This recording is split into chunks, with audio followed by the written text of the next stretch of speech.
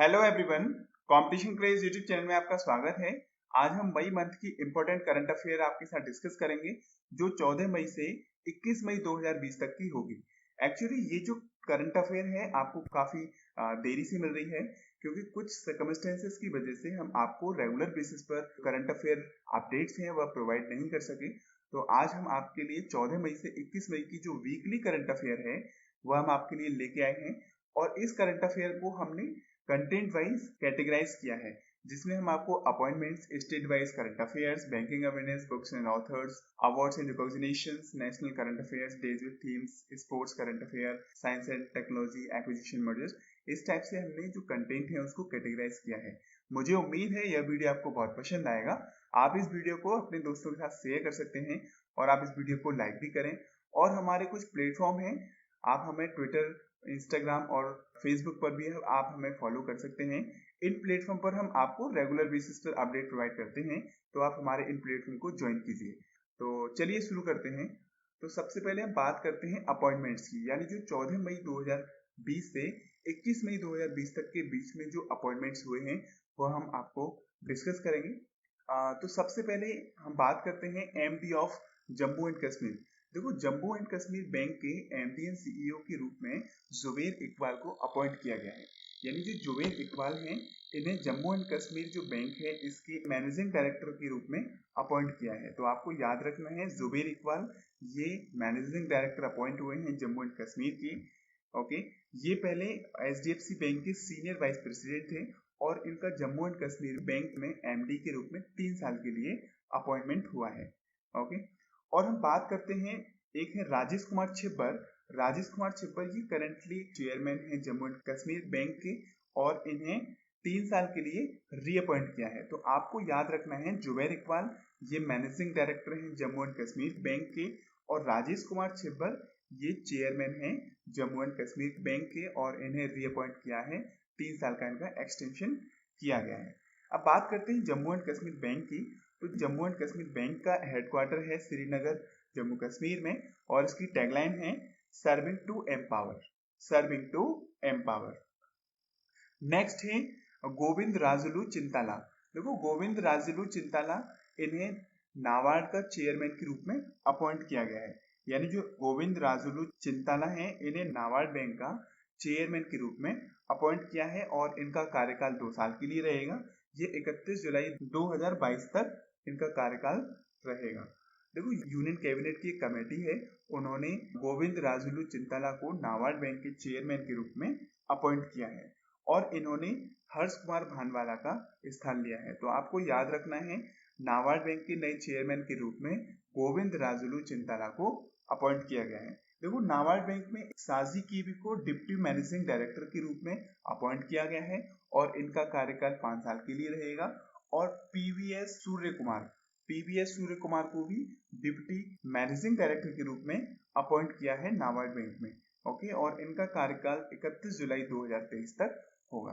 तो आपको ध्यान रखना है चेयरमैन अपॉइंट हुए हैं नाबार्ड बैंक के गोविंद राजुलू चिंताला और साजी केवी को डिप्टी मैनेजिंग डायरेक्टर के रूप में अपॉइंट किया गया है नाबार्ड का। इनका कार्यकाल 5 साल के लिए रहेगा।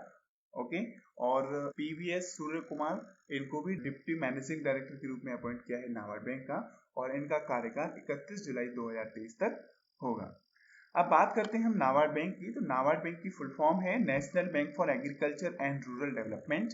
ओके, ये एक अपेक्स डेवलपमेंट फाइनेंशियल इंस्टीट्यूशन है इंडिया का। इसको 12 जुलाई 1982 को स्टेब्लिश किया गया था, यानी फाउंड किया गया था अंडर नाबार्ड एक्ट 1981। ओके, अगला है इजराइल की प्राइम मिनिस्टर। देखो, इजराइल के प्राइम मिनिस्टर अपॉइंट हुए हैं बेंजामिन नेतन्याहू। देखो, बेंजामिन नेतन्याहू को इजराइल के प्राइम मिनिस्टर के रूप में रीअपॉइंट किया गया है और ये 5वीं बार इजराइल के प्राइम मिनिस्टर के रूप में अपॉइंट हुए हैं। ओके, एक डील हुई जिसमें बेंजामिन नेतन्याहू और जो करंट डिफेंस मिनिस्टर हैं ब्लू एंड व्हाइट पार्टी के बेनी गेंटेज, ओके, इन दोनों को सर्वसम्मति से इसमें अपॉइंट किया गया है और ये एक 3 साल की डील है, यानी एक 3 साल का ये गठबंधन है जिसमें गेंटेज जो है डिफेंस मिनिस्टर और ऑल्टरनेटिव प्राइम मिनिस्टर के रूप में अपॉइंट किए गए हैं। देखो, नेतन्याहू का जो कार्यकाल है वह 18 महीने के लिए रहेगा और इनके बाद और बेनी गेंटेज हैं, इनको प्राइम मिनिस्टर के रूप में अपॉइंट किया जाएगा। ओके, तो आपको याद रखना है जो इसराइल के प्राइम मिनिस्टर हैं बेंजामिन नेतन्याहू, इनका कार्यकाल 18 महीने के लिए रहेगा और ये 17 नवंबर 2021 को रिटायर हो जाएंगे। इसके बाद बेनी गैंटेस को इसराइल के प्राइम मिनिस्टर के रूप में अपॉइंट किया जाएगा। अब बात करते हैं हम इसराइल की, तो इसराइल की कैपिटल है जेरूशलम और यहाँ करेंसी चलती है न्यू शेकल और यहाँ के प्रेसिडेंट हैं रेविन। नेक्स्ट है इंडियन स्टील एसोसिएशन प्रेसिडेंट। देखो, इंडियन स्टील एसोसिएशन के प्रेसिडेंट के रूप में दिलीप ओमेन को अपॉइंट किया गया है। ओके, तो आपको याद रखना है इंडियन स्टील एसोसिएशन के न्यू प्रेसिडेंट के रूप में दिलीप ओमेन को अपॉइंट किया गया है। ये पहले सीईओ थे आर्सिलर मित्तल निप्पॉन स्टील लिमिटेड के। ओके, अब इन्हें इंडियन स्टील एसोसिएशन के प्रेसिडेंट के रूप में अपॉइंट किया गया है। नेक्स्ट है लेसेथो प्राइम मिनिस्टर।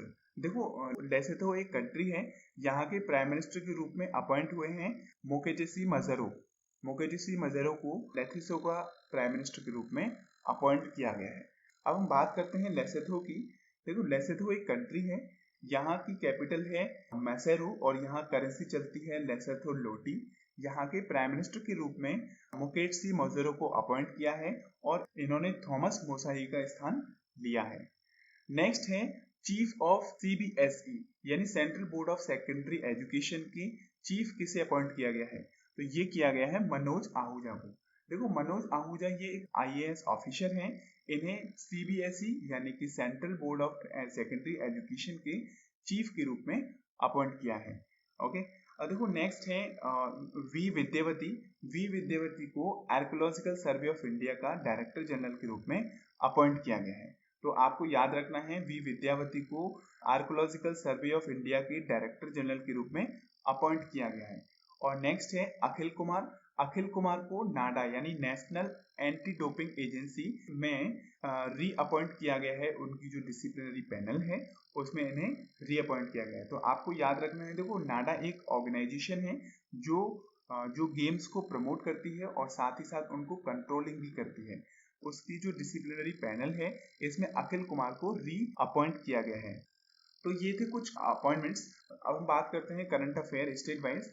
पहला क्वेश्चन है, name the Indian state union territory which has launched Charan Paduka campaign for migrant labourers passing through the state in which barefoot migrants are provided with shoe and slippers.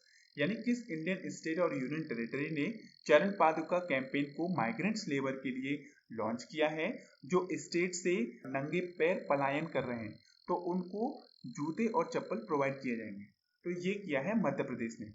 देखो, मध्य प्रदेश सरकार ने एक campaign चलाया जिसका नाम है चरण पादुका। इसके माध्यम से जो माइग्रेंट्स लेबर हैं, ठीक है, तो वह नंगे पैर जा रहे हैं तो उनको जूते और चप्पल प्रोवाइड किया जाएगा।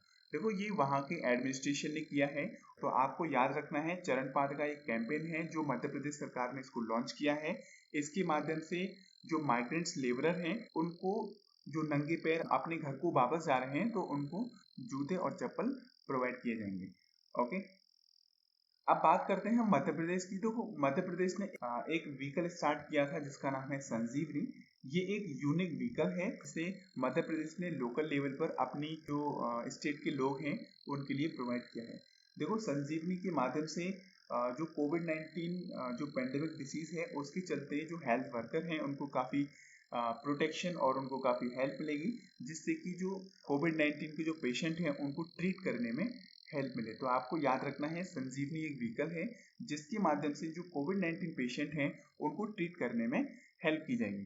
तो आपको याद रखना है मध्य प्रदेश ने चरण पादुका कैंपेन को भी लॉन्च किया है। अब बात करते हैं मध्य प्रदेश की। तो मध्य प्रदेश की कैपिटल है भोपाल और यहाँ के मुख्यमंत्री हैं शिवराज सिंह चौहान और यहाँ के गवर्नर हैं लालजी टंडन। अगला क्वेश्चन है, Which state has launched the first cyber security accelerator hack for startup in India? यानी किस स्टेट ने पहला साइबर सिक्योरिटी एक्सेलरेटर जिसका नाम है हैक वह इंडिया के स्टार्टअप्स के लिए लॉन्च किया है? तो ये किया है कर्नाटक ने। देखो, कर्नाटक सेंटर फॉर एक्सीलेंस एक इंस्टीट्यूट है, इसने एक साइबर सिक्योरिटी को लॉन्च किया है जिसके माध्यम से ये एक पहला साइबर सिक्योरिटी एक्सेलरेटर डेवलप करेगा इंडिया के स्टार्टअप्स के लिए, जिससे कि जो नए स्टार्टअप हैं उनको साइबर सिक्योरिटी से हेल्प मिल सके। देखिए ये एक हैक के नाम से एक साइबर सिक्योरिटी है। इसकी फुल फॉर्म है hack and accelerator for cyber security in Karnataka. इसको 16 मई 2020 को लॉन्च किया गया और ये department of information technology and science and technology के माध्यम से इसको लॉन्च किया गया और इसकी जो चीफ सेक्रेटरी हैं रमन रेड्डी, उन्होंने इसको लॉन्च किया। इसके माध्यम से जो स्टार्टअप्स हैं उनको इनोवेटिव एजुकेशन प्लेटफॉर्म प्रोवाइड किए जाएंगे, जिससे कि जो स्टार्टअप हैं उनको कनेक्ट किया जा सके और साथ ही साथ जो एंटरप्रेन्योरियल इकोसिस्टम है उसको डेवलप किया जा सके और जो नए नए बिजनेस हैं या जो जो नए नए एंटरप्रेन्योर हैं उनको इंडस्ट्री और मार्केट प्लेयर्स के साथ कनेक्ट किया जाए। तो आपको याद रखना है जो हैक एक साइबर सिक्योरिटी एक्सेलरेटर है, इसे कर्नाटक ने लॉन्च किया है। तो आपसे एग्जाम में इसकी फुल फॉर्म भी पूछने को मिल सकती है। हैक की फुल फॉर्म है hack is an accelerator for cyber security in Karnataka. अब बात करते हैं कर्नाटक की। तो कर्नाटक की कैपिटल है बेंगलुरु और यहाँ के मुख्यमंत्री हैं BS येदियुरप्पा और यहाँ के गवर्नर हैं बाजुभाई वाला। अगला क्वेश्चन है name the Indian state union territory which has launched HOPE helping out people everywhere a portal to create employment opportunity for the youth. यानी किस इंडियन स्टेट और यूनियन टेरिटरी ने होप यानी helping out people everywhere portal को launch किया है, जिसके माध्यम से जो यूथ है उसको एम्प्लॉयमेंट अपॉर्चुनिटी प्रोवाइड की जा सके। तो ये किया है उत्तराखंड ने। देखो उत्तराखंड सरकार ने एक पोर्टल लॉन्च किया है जिसका नाम है होप। इसकी फुल फॉर्म है हेल्पिंग आउट पीपल एवरीवेयर। यानी इसका मेन ऑब्जेक्टिव है कि जो उत्तराखंड स्टेट के जो यूथ है उनको कोविड-19 के दौरान जो लॉकडाउन हुआ है उसके चलते काफ़ी लोगों की जॉब्स गई हैं, उसको देखते हुए उत्तराखंड की सरकार ने वहाँ के युवा लोगों को एम्प्लॉयमेंट अपॉर्चुनिटी प्रोवाइड करने के लिए एक पोर्टल लॉन्च किया है जिसका नाम है होप, जिसे हम हेल्पिंग आउट पीपल एवरीवेयर कहते हैं। देखो जो मुख्यमंत्री हैं उत्तराखंड के त्रिवेंद्र सिंह रावत, उन्होंने इस पोर्टल को लॉन्च किया है। इस पोर्टल के माध्यम से जो वहाँ की जो यंग जनरेशन है उनको एम्प्लॉयमेंट अपॉर्चुनिटी प्रोवाइड की जाएगी, जिससे कि वह अपने फील्ड में जो एक्सपर्टाइज है या जो उनकी स्किल है उसको देखते हुए उन्हें एम्प्लॉयमेंट अपॉर्चुनिटीज प्रोवाइड की जाएंगी।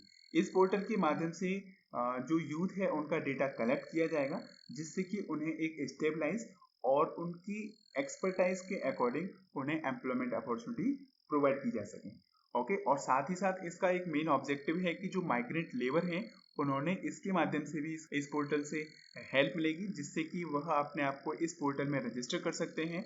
जो उत्तराखंड की सरकार है उनको जॉब्स अपॉर्चुनिटी प्रोवाइड करने में हेल्प करेगी।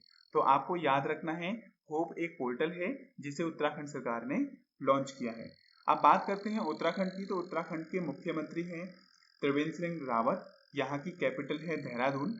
देखो देहरादून ये विंटर सीजन की कैपिटल है और एक है गैरीसन ये समर सीजन में उत्तराखंड की कैपिटल मानी जाती है और यहाँ की गवर्नर हैं बेबी रानी मौर्य। अगला क्वेश्चन है which state has relaunched Sambal Yojana to strengthen the lives of the poor and scheduled caste and scheduled tribe community by providing them social security cover rights from birth to death. यानी किस state ने संबल योजना को relaunch किया है, जिससे कि जो वहाँ के शेड्यूल कास्ट हैं या जो गरीब लोग हैं या जो शेड्यूल ट्राइब्स के कम्युनिटी के लोग हैं उनको स्ट्रेंथन प्रोवाइड किए जाए और साथ ही साथ उन्हें सोशल कवर सिक्योरिटी प्रोवाइड की जाए, जिससे कि उनकी जो जन्म से मृत्यु तक के जो अधिकार हैं वह प्रोवाइड किए जा सकें। तो ये किया है मध्य प्रदेश ने। देखो मध्य प्रदेश सरकार ने संबल योजना को दोबारा से लॉन्च किया है, जिसमें जो schedule caste schedule tribe community के जो पुअर लोग हैं उनको इसके माध्यम से सोशल सिक्योरिटी कवर प्रोवाइड किया जाए और साथ ही साथ जन्म से मृत्यु तक की जो उनकी राइट्स हैं वह उनको इस योजना के माध्यम से प्रोवाइड किए जा सके। ओके, तो आपको याद रखना है संबल योजना ये मध्य प्रदेश गवर्नमेंट ने रीलॉन्च की है। देखो संबल योजना के अंतर्गत जो मध्य प्रदेश गवर्नमेंट है ये 41.33 करोड़ रुपए का फंड ट्रांसफर करेगा, जिससे कि 1903 जो बेनिफिशियरीज हैं उनको इस जो योजना है इसका बेनिफिट मिल सके। देखिए इसके अंतर्गत 33.16 करोड़ का जो फंड है वह 1698 जो बेनिफिशियरीज हैं जिनकी नेचुरल डेथ हुई है उनको प्रोवाइड किया जाएगा और 8.16 करोड़ रुपीस का जो फंड है यह 204 जो बेनिफिशियरीज हैं उनको एक्सीडेंटल डेथ के केस में उन्हें प्रोवाइड किया जाएगा और 1 लाख रुपए एक बेनिफिशियरीज को परमानेंट डिसेबिलिटी के रूप में प्रोवाइड किए जाएंगे। तो आपको याद रखना है संबल योजना ये मध्य प्रदेश गवर्नमेंट ने शेड्यूल कास्ट और शेड्यूल ट्राइब कम्युनिटीज के लिए लॉन्च की है। ओके, देखो मध्य प्रदेश गवर्नमेंट ने अभी कुछ समय पहले रूरल लिवलीहुड मिशन के अंतर्गत दीदी व्हीकल सर्विस को लॉन्च किया है, जिसके माध्यम से जो मध्य प्रदेश की जो प्रेग्नेंट वुमेन है उनको इस दीदी व्हीकल सर्विस के माध्यम से उन्हें प्रेगनेंसी के टाइम पर उन्हें हेल्प प्रोवाइड की जा सके। तो आपको याद रखना है रूरल लिवलीहुड मिशन के अंतर्गत दीदी व्हीकल सर्विस को मध्य प्रदेश गवर्नमेंट ने वहां की जो प्रेग्नेंट वुमेन है उनके लिए लॉन्च किया है। अगला क्वेश्चन है name the scheme which has launched by West Bengal to utilise 50,000 एकड़ वेरन लैंड इन 6 डिस्ट्रिक्ट्स। यानी कि वेस्ट बंगाल ने एक स्कीम लॉन्च की है जिसके तहत 50,000 एकड़ जो बंजर भूमि है 6 डिस्ट्रिक्ट में उनके लिए लॉन्च किया है। तो ये किया है मातृ समृद्धि को। देखो वेस्ट बंगाल गवर्नमेंट ने एक स्कीम लॉन्च की है जिसका नाम है मातृ समृद्धि। इसके अंतर्गत 50,000 जो एकड़ बंजर भूमि है 6 डिस्ट्रिक्ट में उसके लिए लॉन्च की है। ओके, जिससे कि जो 50,000 एकड़ की जो लैंड है उसको गवर्नमेंट ऑफ वेस्ट बंगाल के माध्यम से उसको यूटिलाइज किया जा सके और उसमें हॉर्टिकल्चर और जो पिसिकल्चर जैसी अलाइड एक्टिविटीज हैं उनको किया जा सके, जिससे कि वहाँ के लोगों को एम्प्लॉयमेंट मिले और साथ ही साथ जो 50,000 एकड़ की जो बंजर भूमि है उसको भी उपयोगी बनाया जा सके। अब बात करते हैं वेस्ट बंगाल की। तो वेस्ट बंगाल की मुख्यमंत्री है ममता बनर्जी और यहाँ के गवर्नर हैं जगदीप धनखड़ और इसकी कैपिटल है कोलकाता। वेस्ट बंगाल को एस्टेब्लिश किया गया था 1 नवंबर 1956 में। तो आपको याद रखना है वेस्ट बंगाल गवर्नमेंट ने एक स्कीम लॉन्च की है जिसका नाम है मातृ समृद्धि। इसके अंतर्गत 50,000 एकड़ की जो बंजर भूमि है 6 डिस्ट्रिक्ट्स में उसको यूटिलाइज और उपयोगी बनाया जाएगा, जिससे कि वहाँ के लोगों को एम्प्लॉयमेंट अपॉर्चुनिटी प्रोवाइड की जा सके और साथ ही साथ वहाँ उस जमीन पर हॉर्टिकल्चर और पिसिकल्चर जैसी जो अलाइड एक्टिविटीज हैं उनको किया जा सके। अगला क्वेश्चन है name the Indian state which has launched Snehar Paros and Prochesta scheme. यानी किस इंडियन स्टेट ने स्नेहर पोरोस और प्रोचेस्टा स्कीम को लॉन्च किया है। तो ये किया है वेस्ट बंगाल ने। देखो वेस्ट बंगाल यानी पश्चिम बंगाल ने स्नेहर पोरोस और प्रोचेस्टा स्कीम को लॉन्च किया है। अब हम बात करते हैं स्नेहर पोरोस की। देखो इसके माध्यम से जो माइग्रेंट वर्कर्स हैं उनको हेल्प प्रोवाइड की जाएगी और इसके तहत उन्हें 1,000 रुपये प्रोवाइड किए जाएंगे। तो आपको याद रखना है स्नेहर पोरोस, इसके अंतर्गत जो माइग्रेंट्स लेबर हैं यानी कि जो दूसरे राज्यों से वेस्ट बंगाल में काम करते हैं तो उनके लिए स्नेहर पोरोस के माध्यम से 1,000 रुपये प्रोवाइड किए जाएंगे। और दूसरी है प्रोचेस्टा स्कीम। प्रोचेस्टा स्कीम के माध्यम से जो वेस्ट बंगाल के जो लोग अनऑर्गेनाइज सेक्टर में काम करते हैं उनको लॉकडाउन के चलते उनका जो लिविंग स्टैंडर्ड है उसको मेंटेन रखने के लिए इस स्कीम के माध्यम से उन्हें 1,000 रुपीज प्रोवाइड किए जाएंगे। तो आपको याद रखना है 2 स्कीम हैं जो वेस्ट बंगाल ने लॉन्च की हैं जिसका नाम है स्नेहर पोरोस और प्रोचेस्टा स्कीम। अब बात करते हैं वेस्ट बंगाल की। तो वेस्ट बंगाल की मुख्यमंत्री है ममता बनर्जी और यहाँ के गवर्नर हैं जगदीप धनखड़ और यहाँ की कैपिटल है कोलकाता। और वेस्ट बंगाल को 1 नवंबर 1956 में करीब 64 ईयर पहले इसको इस्टेब्लिश किया गया था। अगला क्वेश्चन है गुजरात गवर्नमेंट हैज लॉन्च्ड आत्मनिर्भर Gujarat Sahay Yojana to provide loan to small businessman who is the CM of Gujarat. देखो गुजरात गवर्नमेंट ने एक योजना लॉन्च की है जिसका नाम है आत्मनिर्भर गुजरात सहाय योजना। इसके माध्यम से जो छोटे छोटे बिजनेसमैन हैं उनको लोन प्रोवाइड किया जाएगा। तो आपसे पूछा है गुजरात के मुख्यमंत्री कौन हैं। तो गुजरात के मुख्यमंत्री हैं विजय रूपानी। विजय रूपानी। देखो गुजरात गवर्नमेंट ने आत्मनिर्भर गुजरात सहाय योजना को जो छोटे छोटे बिजनेसमैन हैं उनके लिए लोन प्रोवाइड करने के लिए इस योजना को लॉन्च किया गया। और ये जो योजना है lower middle class income group के जो बिजनेसमैन हैं या जो छोटे छोटे बिजनेसमैन हैं उनके लिए इस योजना को लॉन्च किया गया है। इसके अंतर्गत उन्हें गारंटी फ्री लोन मिलेगा 1,00,000 रुपए तक जो 2% इंटरेस्ट रेट पर प्रोवाइड किया जाएगा। इसके लिए गुजरात गवर्नमेंट उन्हें 6% की रिमेनिंग जो इंटरेस्ट है उसको गुजरात गवर्नमेंट पे करेगी, जिससे कि उन्हें चीप रेट पर लोन प्रोवाइड किया जा सके, जिससे कि वह अपने जो बिजनेस है उनको कंटिन्यू रख सकें। ओके, क्योंकि लॉकडाउन के चलते लोगों की इनकम पर काफ़ी प्रभाव पड़ा है। उसको देखते हुए गुजरात गवर्नमेंट ने अपने यहाँ के जो बिजनेसमैन हैं, छोटे छोटे बिजनेसमैन हैं, उनके लिए आत्मनिर्भर गुजरात सहाय योजना को लॉन्च किया है। इसके माध्यम से उन्हें सब्सिडाइज रेट पर लोन प्रोवाइड किया जाएगा और जो गारंटी फ्री लोन होगा। ओके, अब बात करते हैं गुजरात की। तो गुजरात के मुख्यमंत्री हैं विजय रूपाणी और यहाँ के गवर्नर हैं आचार्य देवव्रत। ओके, और यहाँ की कैपिटल है गांधीनगर। अगला क्वेश्चन है, which Indian state education department has partner with Doordarshan to provide school education to student of the state through video lectures. यानी किस इंडियन स्टेट के एजुकेशन डिपार्टमेंट ने दूरदर्शन के साथ एक पार्टनरशिप की है जिसमें वह वीडियो लेक्चर्स के माध्यम से जो स्कूल के स्टूडेंट हैं उनको लेक्चर्स प्रोवाइड किए जा सके। तो ये किया है झारखंड ने। देखो, झारखंड सरकार ने दूरदर्शन के साथ पार्टनरशिप की है जिसके माध्यम से जो एजुकेशन डिपार्टमेंट है वह अपने स्टूडेंट को वीडियो लेक्चर्स ऑनलाइन प्रोवाइड कर सके। क्योंकि लॉकडाउन के चलते स्कूल कॉलेज सभी बंद हैं, उसको देखते हुए वहाँ की सरकार ने दूरदर्शन के साथ एक टाई अप किया है जिसमें वह अपने यहाँ के जो स्टूडेंट हैं उनको एजुकेशन प्रोवाइड की जा सके वीडियो लेक्चर्स के माध्यम से। अब बात करते हैं झारखंड की। तो झारखंड की कैपिटल है रांची और यहाँ के मुख्यमंत्री हैं हेमंत सोरेन और यहाँ की गवर्नर हैं द्रौपदी मुर्मू। अगला क्वेश्चन है, which state union territory has launch Samagra Shiksha programme to facilitate student to complete access to education through technological intervention and other viable mean in wake of कोविड-19 लॉकडाउन। यानी किस इंडियन स्टेट ने या यूनियन टेरिटरी ने समग्र Shiksha programme को launch किया है।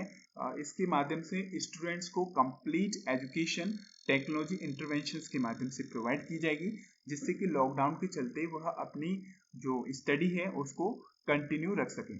तो ये किया है जम्मू एंड कश्मीर ने।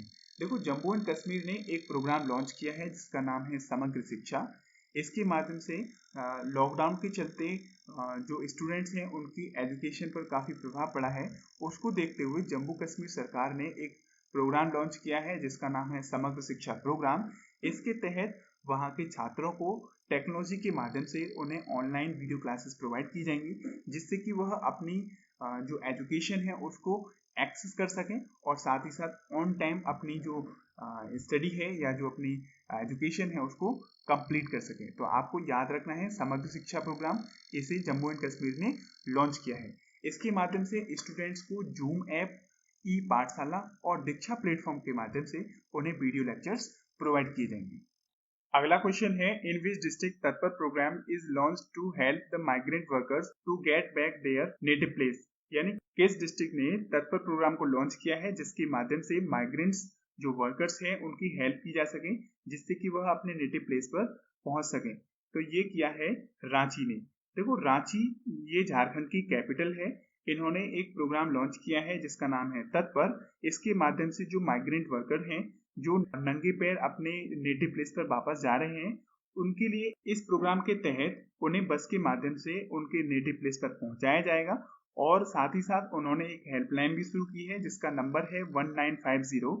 इसके अंतर्गत जो एडमिनिस्ट्रेशन है वह बसों की व्यवस्था करेगा जिससे कि जो माइग्रेंट वर्कर्स हैं उन्हें उनके नेटिव प्लेस पर पहुंचाया जा सके। तो आपको याद रखना है, रांची डिस्ट्रिक्ट ने एक तत्पर प्रोग्राम लॉन्च किया है जिसके तहत माइग्रेंट वर्कर्स को उनके नेटिव प्लेस पर बसों के माध्यम से पहुंचाया जाएगा। अब बात करते हैं हम रांची की। तो रांची ये कैपिटल है झारखंड की, जहां के मुख्यमंत्री हैं हेमंत सोरेन और यहाँ की गवर्नर हैं द्रौपदी मुर्मू। अगला क्वेश्चन है, name the initiative which has launched bye Maharashtra for farmer welfare. यानी महाराष्ट्र गवर्नमेंट ने एक इनिशिएटिव को लॉन्च किया है जिसके माध्यम से फार्मर्स का वेलफेयर किया जा सके। तो आपसे पूछा है उस इनिशिएटिव का नाम क्या है।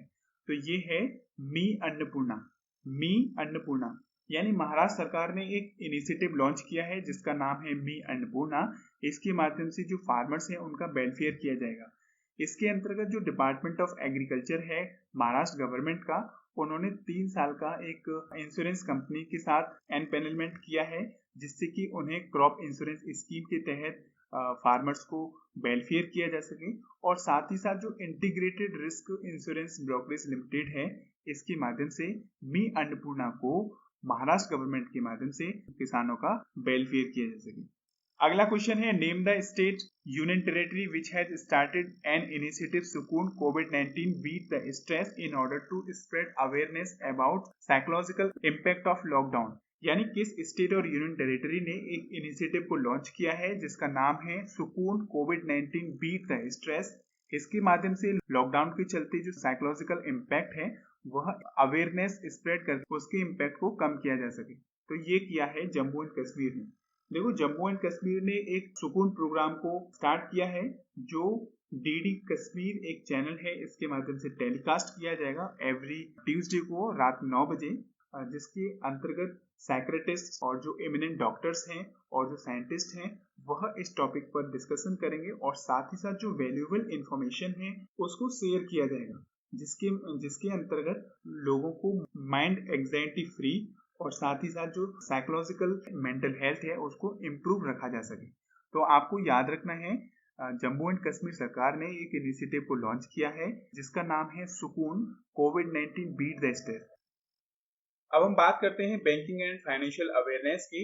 इसका पहला क्वेश्चन है, which private sector bank has partnered with MoneyGram payment system for direct to bank deposit in India.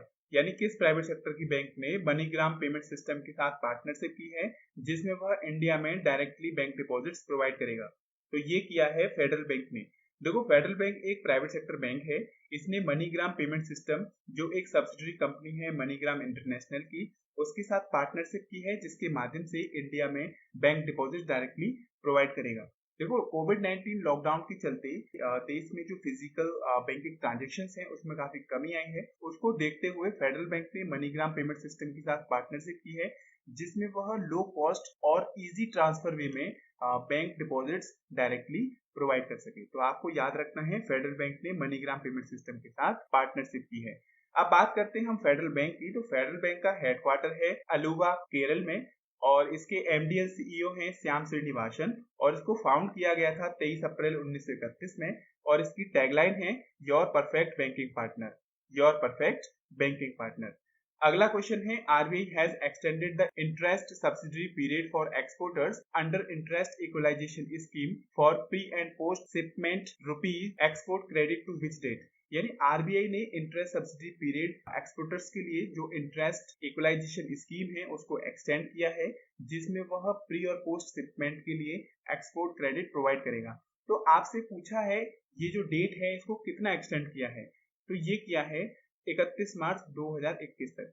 देखो, आरबीआई ने एक स्कीम लॉन्च की हुई थी एक्सपोर्टर्स के लिए जिसका नाम है इंटरेस्ट इक्वलाइजेशन स्कीम, और कोविड-19 लॉकडाउन के चलते रिजर्व बैंक ऑफ इंडिया ने जो इंटरेस्ट इक्वलाइजेशन स्कीम है इसमें 1 साल का एक्सटेंशन किया है जिसके माध्यम से जो एक्सपोर्टर्स हैं उनको इजी वे में प्री और पोस्ट शिपमेंट के लिए क्रेडिट मिल सके और उनको जो उनकी ईएमआई है उनको पे करने में उन्हें हेल्प मिल सके। तो आपको याद रखना है, आरबीआई ने जो इंटरेस्ट इक्वलाइजेशन स्कीम है उसमें 1 साल का एक्सटेंशन किया है। अब बात करते हैं इंटरेस्ट इक्वलाइजेशन स्कीम की। तो देखो, गवर्नमेंट ने इस स्कीम को 2018 नवंबर में इसको लॉन्च किया था। इसका मेन ऑब्जेक्टिव है कि जो एमएसएमई सेक्टर्स है उसकी जो प्रोडक्ट्स हैं उसको इजीली इस स्कीम के माध्यम से एक्सपोर्ट करने में हेल्प मिले। ओके, जिसके अंतर्गत जो एक्सपोर्टर्स हैं उनको जो इंटरेस्ट है वह सब्सिडाइज रेट पर प्रोवाइड की जाती है। अब बात करते हैं हम आरबीआई की। तो आरबीआई का हेडक्वार्टर है मुंबई, महाराष्ट्र में। इसके गवर्नर हैं श्री शक्तिकांत दास। आरबीआई का एस्टेब्लिशमेंट हुआ था 1 अप्रैल 1935 में under reserve bank of India act 1934। अगला क्वेश्चन है, what is the United nation estimation of India's economic growth for calendar year 2020। देखो, यूनाइटेड नेशन ने एक रिपोर्ट निकाली जिसका टाइटल है world economic situation and prospects. उसके माध्यम से उन्होंने बताया इंडिया की जीडीपी जो ग्रोथ है कैलेंडर ईयर 2020 के लिए कितनी प्रेडिक्ट की है, तो ये की है 1.2%। देखो, यूनाइटेड नेशन ने एक रिपोर्ट एस्टिमेशन किया है इंडिया के लिए world economic situation and prospects. इसके माध्यम से बताया कि इंडिया की जो इकोनॉमिक ग्रोथ है कैलेंडर ईयर 2020 के लिए वह 1.2% रहेगी। अगला क्वेश्चन है, as per ADB report title updated assessment of the potential economic impact of कोविड-19, global economy is expected to lose between $5.8 trillion to $- trillion.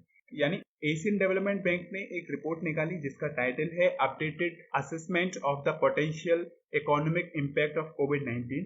इसमें उन्होंने बताया कि जो ग्लोबल की जो इकोनॉमी है उसमें 5.8 ट्रिलियन से 8.8 ट्रिलियन की कमी आएगी, क्योंकि लॉकडाउन के चलते जो ग्लोबली लेवल पर जो बिजनेसेस हैं या जो कंपनीज हैं उसमें शट डाउन हो गया, जिसकी वजह से प्रोडक्टिविटी में काफी कमी आई, जिसके चलते उन्होंने इस रिपोर्ट के माध्यम से आकलन किया है कि पूरे विश्व में 5.8 ट्रिलियन से लेकर 8.8 ट्रिलियन की जो इकोनॉमी है उसमें कमी आएगी।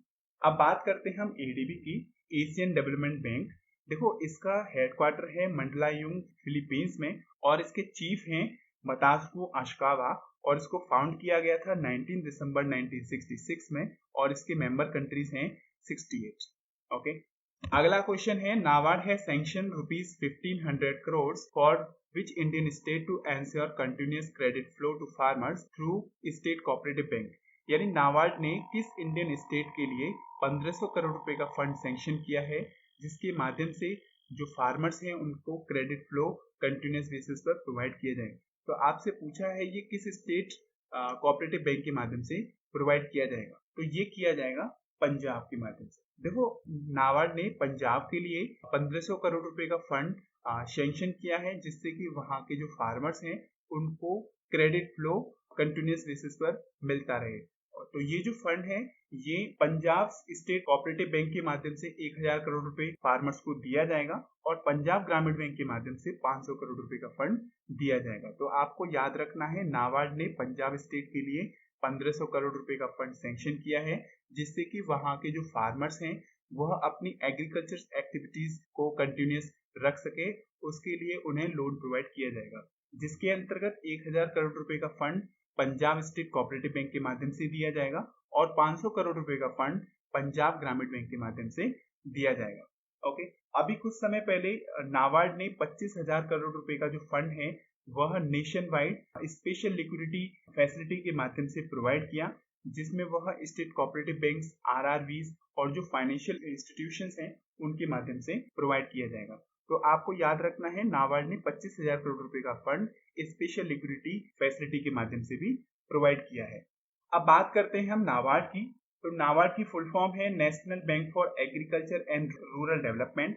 ये जो बैंक है ये आरबीआई और गवर्नमेंट ऑफ इंडिया ने एक कमेटी कॉन्स्टिट्यूट की और उसकी चेयरमैनशिप की थी वी शिवरमन ने। उन्होंने इसको रिव्यू किया, उन्होंने एक ग्राफिक कार्ड यानी कि ग्राफिक कार्ड का जो अरेंजमेंट है उसको रिव्यू किया, यानी कि credit for agriculture and rural development, इसको इन्होंने रिव्यू किया, यानी इसकी इन्होंने समीक्षा की।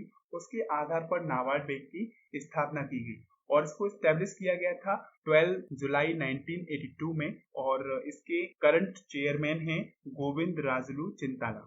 गोविंद राजुलू चिंताला। तो आपको याद रखना है, नाबार्ड बैंक ने 1500 करोड़ रुपए का फंड पंजाब स्टेट को वहां के फार्मर्स को क्रेडिट फ्लो यानी कि लोन प्रोवाइड करने के लिए प्रोवाइड किया है। अगला क्वेश्चन है, name the bank which has launched a special business vertical for gold loan to meet the financial needs of its customers as they are in need to immediate credit support to meet their emergency need due to कोविड-19 pandemic. यानी किस bank ने special business vertical for gold loan को launch किया है, जिसके माध्यम से जो कस्टमर्स हैं उनकी फाइनेंशियल नीड को पूरा किया जा सके और साथ ही साथ जो कोविड-19 पेंडेमिक डिसीज है इसमें जो इमरजेंसी जो क्रेडिट सपोर्ट है वह तुरंत प्रोवाइड की जाए। तो ये किया है कैनरा बैंक ने। देखो, कैनरा बैंक ये एक पब्लिक सेक्टर बैंक है, इसने special business vertical gold loan को लॉन्च किया है, जिसके माध्यम से यह अपने कस्टमर को फाइनेंशियल नीड्स प्रोवाइड कर सके। ओके, क्योंकि कोविड-19 के चलते लोगों के पास फंड की कमी है, तो वह गोल्ड के माध्यम से बैंक से लोन ले सकते हैं, गोल्ड लोन ले सकते हैं, जिससे कि उनकी जो इमरजेंसी नीड्स हैं वह क्रेडिट सपोर्ट के माध्यम से कंप्लीट की जा सके। तो आपको याद रखना है, कैनरा बैंक ने special business vertical for gold loan को लॉन्च किया है। अब बात करते हैं हम कैनरा बैंक की। देखो, कैनरा बैंक में अभी हाल ही में 1 अप्रैल को सिंडिकेट बैंक का एमंगलमेशन किया गया, जिसके बाद ये जो बैंक है इंडिया की 4th largest public sector bank बन गई है। इसका हेडक्वार्टर है बेंगलुरु कर्नाटक में और इसके चेयरमैन हैं टी एन मनोहरन और इसके एमडी एंड सीईओ हैं एल बी प्रभाकर। अगला क्वेश्चन है, what is the amount that was extended by NABARD to cooperative bank and regional rural bank a special liquidity facility recently. यानी नाबार्ड ने अभी cooperative banks और regional rural bank के लिए जो स्पेशल लिक्विडिटी फैसिलिटी है उसमें कितने अमाउंट का एक्सटेंशन किया है, तो ये किया है 20,500 करोड़ रुपए का। देखो, नाबार्ड ने स्टेट कोऑपरेटिव बैंक्स और रीजनल रूरल बैंक के लिए स्पेशल लिक्विडिटी फैसिलिटी के माध्यम से 20,500 करोड़ रुपए का फंड एक्सटेंड किया है। इसके अंतर्गत आरआरबीज को 5,300 करोड़ रुपीस फंड दिया जाएगा और स्टेट कोऑपरेटिव बैंक्स को 15,200 करोड़ रुपए का फंड दिया जाएगा। क्योंकि अभी हाल ही में नाबार्ड को रिजर्व बैंक ऑफ इंडिया के माध्यम से 25,000 करोड़ रुपए का जो फंड है वह स्पेशल लिक्विडिटी फैसिलिटी के अंतर्गत दिया गया। इन्होंने 20,500 करोड़ रुपए का फंड स्टेट कोऑपरेटिव बैंक्स, जिसमें 15,200 करोड़ रुपए का फंड दिया गया है और आरआरबीज के लिए 5,300 करोड़ रुपए का फंड दिया गया है, जिसके माध्यम से जो रूरल एरियाज के जो फार्मर्स हैं उनकी क्रेडिट सपोर्ट के लिए इस फंड को प्रोवाइड किया जाता है। तो आपको याद रखना है, नाबार्ड ने रीजनल रूरल बैंक और कोऑपरेटिव बैंक्स के लिए 20,500 करोड़ रुपए का फंड एक्सटेंड किया है। अगला क्वेश्चन है, name the first bank in India to introduce video KYC facility for saving bank customers. यानी कि भारत का पहला ऐसा बैंक कौन सा है जिसने वीडियो केवाईसी फैसिलिटी को इंट्रोड्यूस किया है अपने सेविंग अकाउंट कस्टमर्स के लिए, तो ये किया है कोटक महिंद्रा बैंक ने। देखो, कोटक महिंद्रा बैंक ये प्राइवेट सेक्टर का बैंक है। ये इंडिया का पहला ऐसा बैंक बना है जिसने video know your customer facility को अपने सेविंग अकाउंट्स कस्टमर्स के लिए लॉन्च किया है। देखिए, यदि कोई कस्टमर कोटक महिंद्रा बैंक में यदि ऑनलाइन या डिजिटली बैंक अकाउंट को ओपन करना चाहता है तो वह अपनी वीडियो केवाईसी कंप्लीट करके अपने अकाउंट को ओपन कर सकता है और साथ ही साथ जो बैंकिंग फैसिलिटी है उनको भी इजीली एक्सेस कर सकता है। तो आपको याद रखना है, कोटक महिंद्रा बैंक ने वीडियो कॉन्फ्रेंसिंग फैसिलिटी को स्टार्ट किया है अपने कस्टमर के लिए और ये पहला बैंक है जिसने वीडियो केवाईसी फैसिलिटी को इंट्रोड्यूस किया है। अगला क्वेश्चन है, which e commerce company has partnered with Bajaj Allianz general insurance for digital motor insurance policy. यानी किस ई कॉमर्स कंपनी ने बजाज आलियंस जनरल इंश्योरेंस के साथ पार्टनरशिप की है जिसमें वह डिजिटली इंश्योरेंस पॉलिसीज को प्रोवाइड करेगा, तो ये किया है फ्लिपकार्ट ने। देखो, फ्लिपकार्ट एक ई कॉमर्स कंपनी है। इसने अभी हाल ही में बजाज आलियंस जनरल इंश्योरेंस के साथ एक पार्टनरशिप की जिसके अंतर्गत वह डिजिटली यानी कि डिजिटल फॉर्म में जो जनरल इंश्योरेंस है, जनरल मोटर इंश्योरेंस है, उनको वह प्रोवाइड करेगा। तो आपको याद रखना है, फ्लिपकार्ट ने बजाज आलियंस जनरल इंश्योरेंस के साथ पार्टनरशिप की है। ओके, अब बात करते हैं बजाज आलियंस की। तो बजाज आलियंस की टैगलाइन है जियो बेफिकर, जियो बेफिकर। अब बात करते हैं जो इंटरनेशनल ऑर्गेनाइजेशंस के माध्यम से जो लोन मिला है इंडिया को, उसको हम आज डिस्कस करते हैं। देखिए, न्यू डेवलपमेंट बैंक ने इंडिया को कोविड-19 जो पैंडेमिक डिसीज है उससे फाइट करने के लिए $1 बिलियन का फंड अप्रूव किया है। यानी जो न्यू डेवलपमेंट बैंक है इसने इंडिया को कोविड-19 यानी जो कोरोना वायरस पैंडेमिक डिसीज है उससे फाइट करने के लिए $1 बिलियन का फंड प्रोवाइड किया है। यूएसए की ऑर्गेनाइजेशन है सीडीसी, इसने इंडिया को $3.6 बिलियन का फंड प्रोवाइड किया है जिससे कि कोविड-19 जो पैंडेमिक डिसीज है उससे फाइट करने में हेल्प मिले। अब बात करते हैं वर्ल्ड बैंक की। तो वर्ल्ड बैंक ने इंडिया को $1 बिलियन का फंड अप्रूव किया है जो कोविड-19 जो पैंडेमिक डिसीज है उससे फाइट करने में हेल्प मिले। ओके, और इंडिया को यूएनआरडब्ल्यूए के माध्यम से $2 मिलियन का फंड प्रोवाइड किया है जिसके अंतर्गत जो पैलेस्टीन रिफ्यूजीज हैं उनकी सपोर्ट की जा सके। तो आपको याद रखना है, इंडिया ने यूएनआरडब्ल्यूए के अंतर्गत जो पैलेस्टीन रेफ्यूजीज हैं यानी जो पैलेस्टीन शरणार्थी हैं उनकी सपोर्ट के लिए $2 मिलियन का फंड अप्रूव किया है। देखो, ये जो फंड है, ये जो डिजिट्स हैं फंड्स की, इसको आपको याद रखना है क्योंकि आपके एग्जाम में इन डिजिट से क्वेश्चंस बनते हैं कि जैसे वर्ल्ड बैंक ने कोविड-19 से फाइट करने के लिए इंडिया को कितना फंड अप्रूव किया, तो ये किया है $1 billion. Okay, new development bank ने कितना किया है, $1 बिलियन। और यूएसए की एक इमिनेंट ऑर्गेनाइजेशन है जिसका नाम है सीडीसी, इसने इंडिया को कोविड-19 से फाइट करने के लिए $3.6 बिलियन का फंड अप्रूव किया है और इंडिया ने जो पैलेस्टीन शरणार्थी है उनकी सपोर्ट के लिए $2 मिलियन का फंड अप्रूव किया है। अब बात करते हैं हम इम्पोर्टेंट डेज की, यानी कि जो इम्पोर्टेंट डेज हैं मई मंथ के, ये भी आपके लिए काफ़ी इम्पोर्टेंट हैं। हम बात करते हैं इंटरनेशनल डे ऑफ फैमिली 2020, ये 15 मई 2020 को मनाया जाता है। यानी इंटरनेशनल डे ऑफ फैमिली, यानी कह सकते हैं अंतर्राष्ट्रीय परिवार दिवस, ये 15 मई 2020 को मनाया गया। और वर्ष 2020 के लिए इसका थीम है families in development, Copenhagen and Beijing +25, ये इसका थीम है। तो आपको याद रखना है, थीम काफ़ी इंपॉर्टेंट है, families in development, Copenhagen and Beijing +25। Next है आपका national endangered species day. National endangered species day ये 15 मई 2020 को मनाया गया। तो आपको याद रखना है एंडेंजर्ड स्पीसीज डे ये 15 मई को मनाया जाता है। अगला है इंटरनेशनल डे ऑफ लाइट, ये 16 मई 2020 को मनाया गया। इंटरनेशनल डे ऑफ लाइट ये 16 मई को मनाया जाता है। नेक्स्ट है नेशनल डेंगू डे, यानी कि राष्ट्रीय डेंगू दिवस, ये 16 मई को मनाया जाता है। देखो, जो मच्छर के काटने से जो डेंगू होता है, इसके संदर्भ में इस डे को मनाया जाता है। नेशनल डेंगू डे 16 मई को मनाया जाता है। अगला है इंटरनेशनल म्यूजियम डे, ये 18 मई को मनाया जाता है। यानी अंतर्राष्ट्रीय म्यूजियम दिवस ये 18 मई को मनाया जाता है।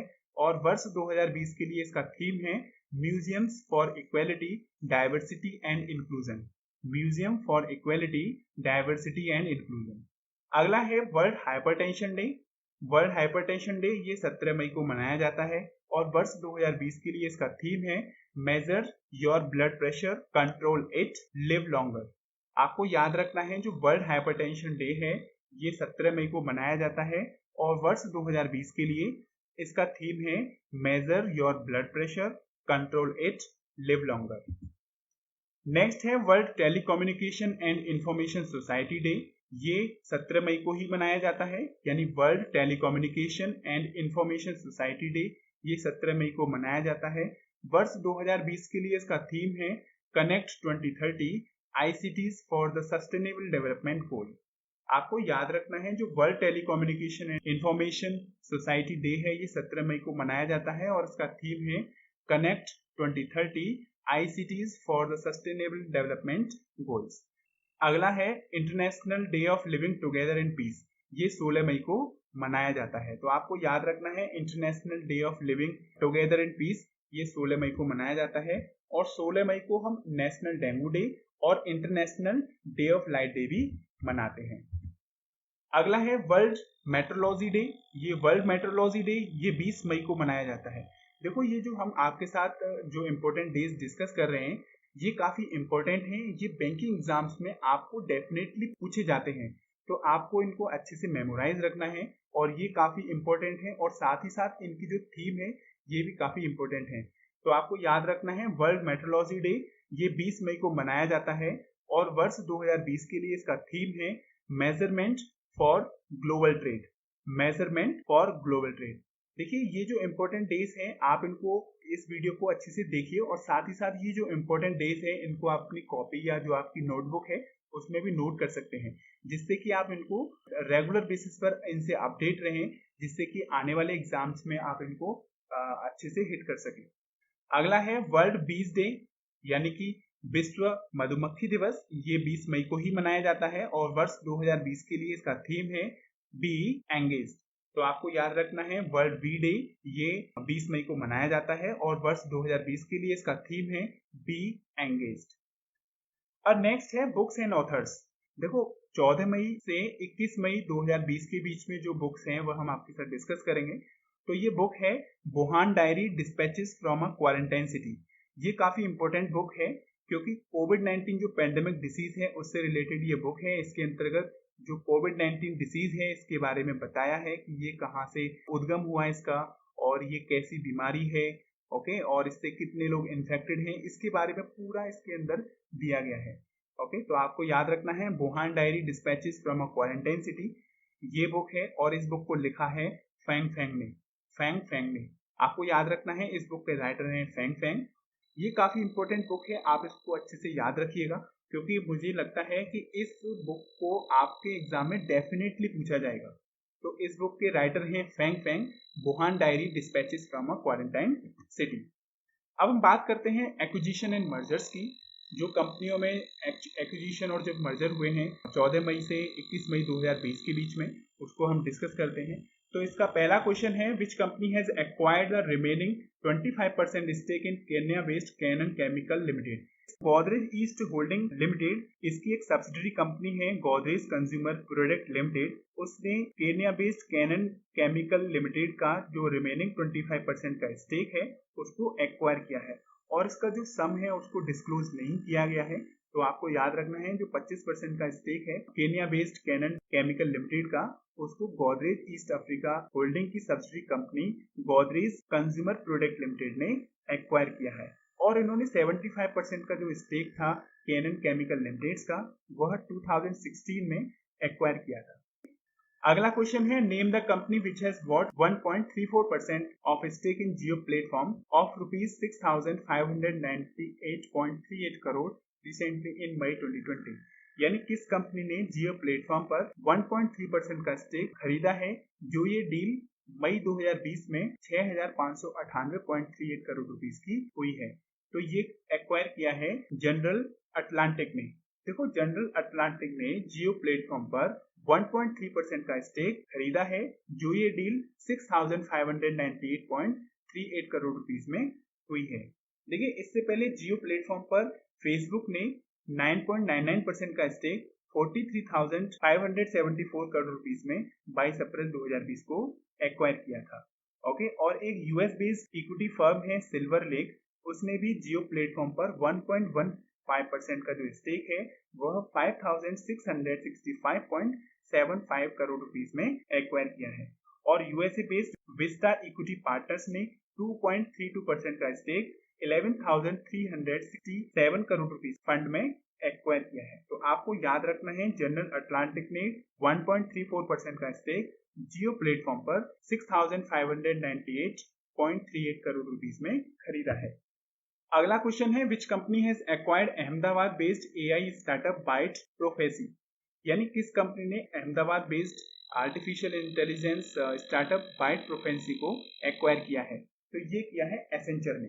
देखो, एसेंचर ने Ahmedabad based artificial intelligence startup Byte Prophecy को एक्वायर किया है। अब हम बात करते हैं स्पोर्ट्स करंट अफेयर्स की, जिसमें पहला क्वेश्चन है, which country has won the first edition of fightchess.com online Nations cup 2020। यानी किस कंट्री ने fightchess.com का पहला संस्करण ऑनलाइन नेशनल कप 2020 को जीता है। तो ये जीता है चाइना ने। चाइना ने fightchess.com का ऑनलाइन नेशनल कप 2020 का पहला एडिशन चाइना ने जीता है, और इसमें इंडिया ने 5वें नंबर पर इस गेम को फिनिश किया है। तो आपको याद रखना है fightchess.com का ऑनलाइन नेशनल कप 2020 इसका पहला एडिशन चाइना ने जीता है। अगला क्वेश्चन है, name the person who had the ICC cricket committee which has recommended the ban of use saliva to shine the ball. यानी कि आईसीसी ने क्रिकेट कमेटी बनाई है, ओके, जिसके हेड हैं अनिल कुंबले।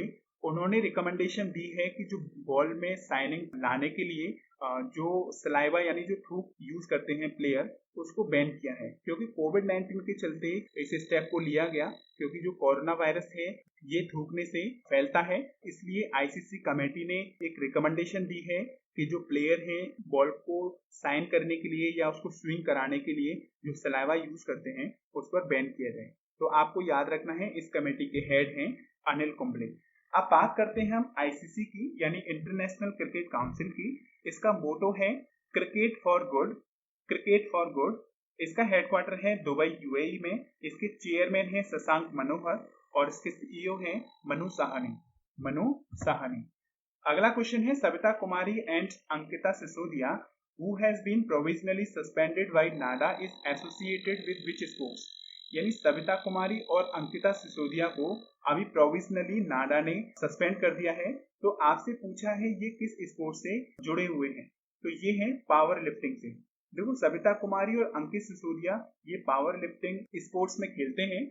इन पर अभी नाडा यानी नेशनल एंटी डोपिंग एजेंसी ने इनको हाल ही में सस्पेंड किया है।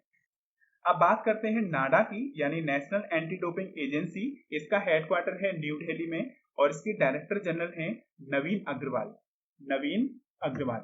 अब हम बात करते हैं अवार्ड्स एंड रिकॉग्निशंस की। जो 14 मई 2020 से 21 मई 2020 के बीच में जो अवार्ड्स दिए गए हैं उसको हम डिस्कस करते हैं, जिसमें पहला क्वेश्चन है name the international airport which has won the Skytrax award 2020 for best regional airport in India and Central Asia. यानी उस इंटरनेशनल एयरपोर्ट का नाम क्या है जिसने स्काई ट्रांस अवार्ड 2020 को best regional airport in India और सेंट्रल एशिया के लिए जीता है। तो ये है केम्पगोड़ा इंटरनेशनल एयरपोर्ट। यानी केम्पगोड़ा इंटरनेशनल एयरपोर्ट को स्काई ट्रांस अवार्ड 2020 इसने जीता है, जिसमें इन्हें best regional airport in India और सेंट्रल एशिया के लिए दिया गया। अब हम बात करते हैं केम्पगोड़ा इंटरनेशनल एयरपोर्ट की। ये है बेंगलुरु कर्नाटक में। ओके, इसमें सेकंड ऑप्शन है इंदिरा गांधी इंटरनेशनल एयरपोर्ट, ये है न्यू दिल्ली। नेक्स्ट है सिंगापुर चांगी एयरपोर्ट, ये सिंगापुर में है। तो आपको याद रखना है केम्पगोड़ा इंटरनेशनल एयरपोर्ट ने स्काई ट्रांस अवार्ड 2020 जीता है। अगला क्वेश्चन है who has been awarded with the Vice Admiral GM Hiranandani Memorial Rolling Trophy for the year 2020। यानी कि एक अवार्ड है जिसका नाम है Vice Admiral GM Hiranandani Memorial Rolling Trophy for the year 2020। इसको किसने जीता है? तो ये जीता है लेफ्टिनेंट कमांडर अक्षय कुमार ने।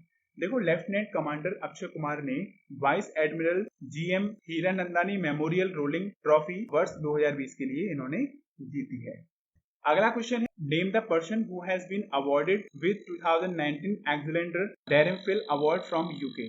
यानी कि एक अवार्ड है 2019 के लिए, इसका नाम है एक्सेलेंडर डेरेमफिल अवार्ड, जो यूके से दिया जाता है। तो ये किस पर्सन को दिया गया? तो ये दिया गया विनय वाधवार को। विनय वाधवार को, यानी विनय वाधवार ने वर्ष 2019 के लिए इन्हें एक्सेलेंडर डेरेमफिल अवार्ड, जो यूके से दिया जाता है, इसके लिए इन्हें सम्मानित किया गया। तो आपको याद रखना है विनय वाधवार को 2019 के लिए एक्सेलेंडर डेरेमफिल अवार्ड से सम्मानित किया गया। अब हम बात करते हैं साइंस एंड टेक्नोलॉजी की, यानी साइंस एंड टेक्नोलॉजी में क्या अपडेट्स हुए हैं उनके क्वेश्चंस आपके साथ डिस्कस करते हैं। जिसमें पहला क्वेश्चन है ministry of MSME has launched champions portal, what is H denote in champions. देखो, ministry of micro small medium enterprises ने एक पोर्टल लॉन्च किया जिसका नाम है चैंपियन। तो आपसे पूछा है इसमें जो एच है चैंपियंस में, ये क्या डिनोट करता है? तो ये करता है हार्मोनियस। देखो, चैंपियंस की फुल फॉर्म है creation and harmonious application of modern processes for increasing the output and national strength. आपको याद रखना है इसकी फुल फॉर्म है creation and harmonious application of modern processes for increasing the output and national strength. देखो, इस portal का main objective है कि एमएसएमई के माध्यम से जो कोविड-19 के चलते जो डिफिकल्ट सिचुएशंस आई हैं, जैसे कि finance, raw material, labour, permission, इनकी इस पोर्टल के माध्यम से हेल्प की जाएगी। और साथ ही साथ जो मैन्युफैक्चरिंग यूनिट्स हैं उनको मेडिकल एसेसरीज और पर्सनल प्रोटेक्टिव इक्विपमेंट्स और मास्क जैसी फैसिलिटी भी प्रोवाइड की जाएंगी। देखो, कोविड-19 के चलते जो एमएसएमई सेक्टर है इसमें काफी लॉस हुआ है। इसके चलते ministry of micro small medium enterprises ने एक पोर्टल लॉन्च किया है जिसका नाम है चैंपियन। इसके माध्यम से एमएसएमई सेक्टर को हेल्प की जाएगी, जिसके अंतर्गत उन्हें फाइनेंस, रॉ मटेरियल, लेबर और परमिशन जैसी जो रिक्वायरमेंट्स हैं उनको प्रोवाइड किया जाएगा। और साथ ही साथ जो मैन्युफैक्चरिंग यूनिट्स हैं उनको medical accessories, personal protective equipments यानी पीपीई किट और मास्क जैसी सुविधाएं प्रोवाइड की जाएंगी। तो आपको याद रखना है जो चैंपियंस है इसकी फुल फॉर्म है creation and harmonious application of modern processes for increasing the output and national strength. Okay, अब हम बात करते हैं एमएसएमई की, यानी कि माइक्रो स्मॉल मीडियम एंटरप्राइजेस। इसके मिनिस्टर हैं नितिन जयराम गडकरी, जिनकी कॉन्स्टिट्यूएंसी है नागपुर महाराष्ट्र में। और इसके मिनिस्टर ऑफ स्टेट जिनका इंडिपेंडेंट चार्ज है प्रताप चंद्र सारंगी, इनकी कॉन्स्टिट्यूएंसी है बालासोर उड़ीसा में। अगला क्वेश्चन है the Sundaram medical foundation of TVS group and which IIT has jointly developed low cost automated respiratory assistance device name Sundaram Ventigo. देखिए, टीवीएस ग्रुप का एक फाउंडेशन है जिसका नाम है सुंदरम मेडिकल फाउंडेशन। इसने किस आईआईटी के साथ एक पार्टनरशिप की है जिसमें वह लो कॉस्ट और ऑटोमेटेड रेस्पिरेटरी असिस्टेंस डिवाइस को डेवलप करेंगे जिसका नाम है सुंदरम वेंटिगो। तो ये किया है आईआईटी मद्रास के साथ। देखो, सुंदरम मेडिकल फाउंडेशन ये टीवीएस ग्रुप का फाउंडेशन है। इसने आईआईटी मद्रास के साथ पार्टनरशिप की है, जिसके अंतर्गत ये ऑटोमेटेड रेस्पिरेटरी असिस्टेंस डिवाइस को डेवलप करेंगे, जो एक लो कॉस्ट डिवाइस होगी जिसका नाम है सुंदरम वेंटिगो। देखिए, हम बात करते हैं सुंदरम वेंटिगो की। ये एक यूजफुल डिवाइस है जो रिमोट और रूरल एरियाज में इसको यूज किया जाएगा, जहां पर वेंटिलेटर की फैसिलिटी अवेलेबल नहीं है वहां पर इसको यूज किया जाएगा, जिससे कि कोविड-19 जो पेंडेमिक डिजीज है इसका जो ग्रेट इम्पैक्ट है उससे बचा जा सके। तो आपको याद रखना है, सुंदरम मेडिकल फाउंडेशन ये टीवीएस ग्रुप का एक फाउंडेशन है। इसने आईआईटी मद्रास के साथ मिलकर सुंदरम वेंटिगो एक ऑटोमेटेड रेस्पिरेटरी असिस्टेंस डिवाइस है को इन्होंने लॉन्च किया है। इसके अंतर्गत कोविड-19 का जो ग्रेट इम्पैक्ट है उससे बचाव करने में हेल्प करेगा। यानी हम कह सकते हैं जो सुंदरम वेंटिगो है ये एक तरह से वेंटिलेटर की तरह काम करता है, जिससे कि जो पेशेंट हैं उनको जो रेस्पिरेटरी सिस्टम है उसको इम्प्रूव करने के लिए इसको यूज किया जाता है। नेक्स्ट क्वेश्चन है, name the telescope which has used by South African and US scientist to solve the mystery of X galaxies. आपको बताना है उस टेलीस्कोप का नाम जो साउथ अफ्रीका और यूएस के साइंटिस्ट ने जो एक्स गैलेक्सीज की जो मिस्ट्रीज हैं उसको सॉल्व करने में यूज किया जाएगा। तो ये है मीरकैट, इसका नाम है मीरकैट।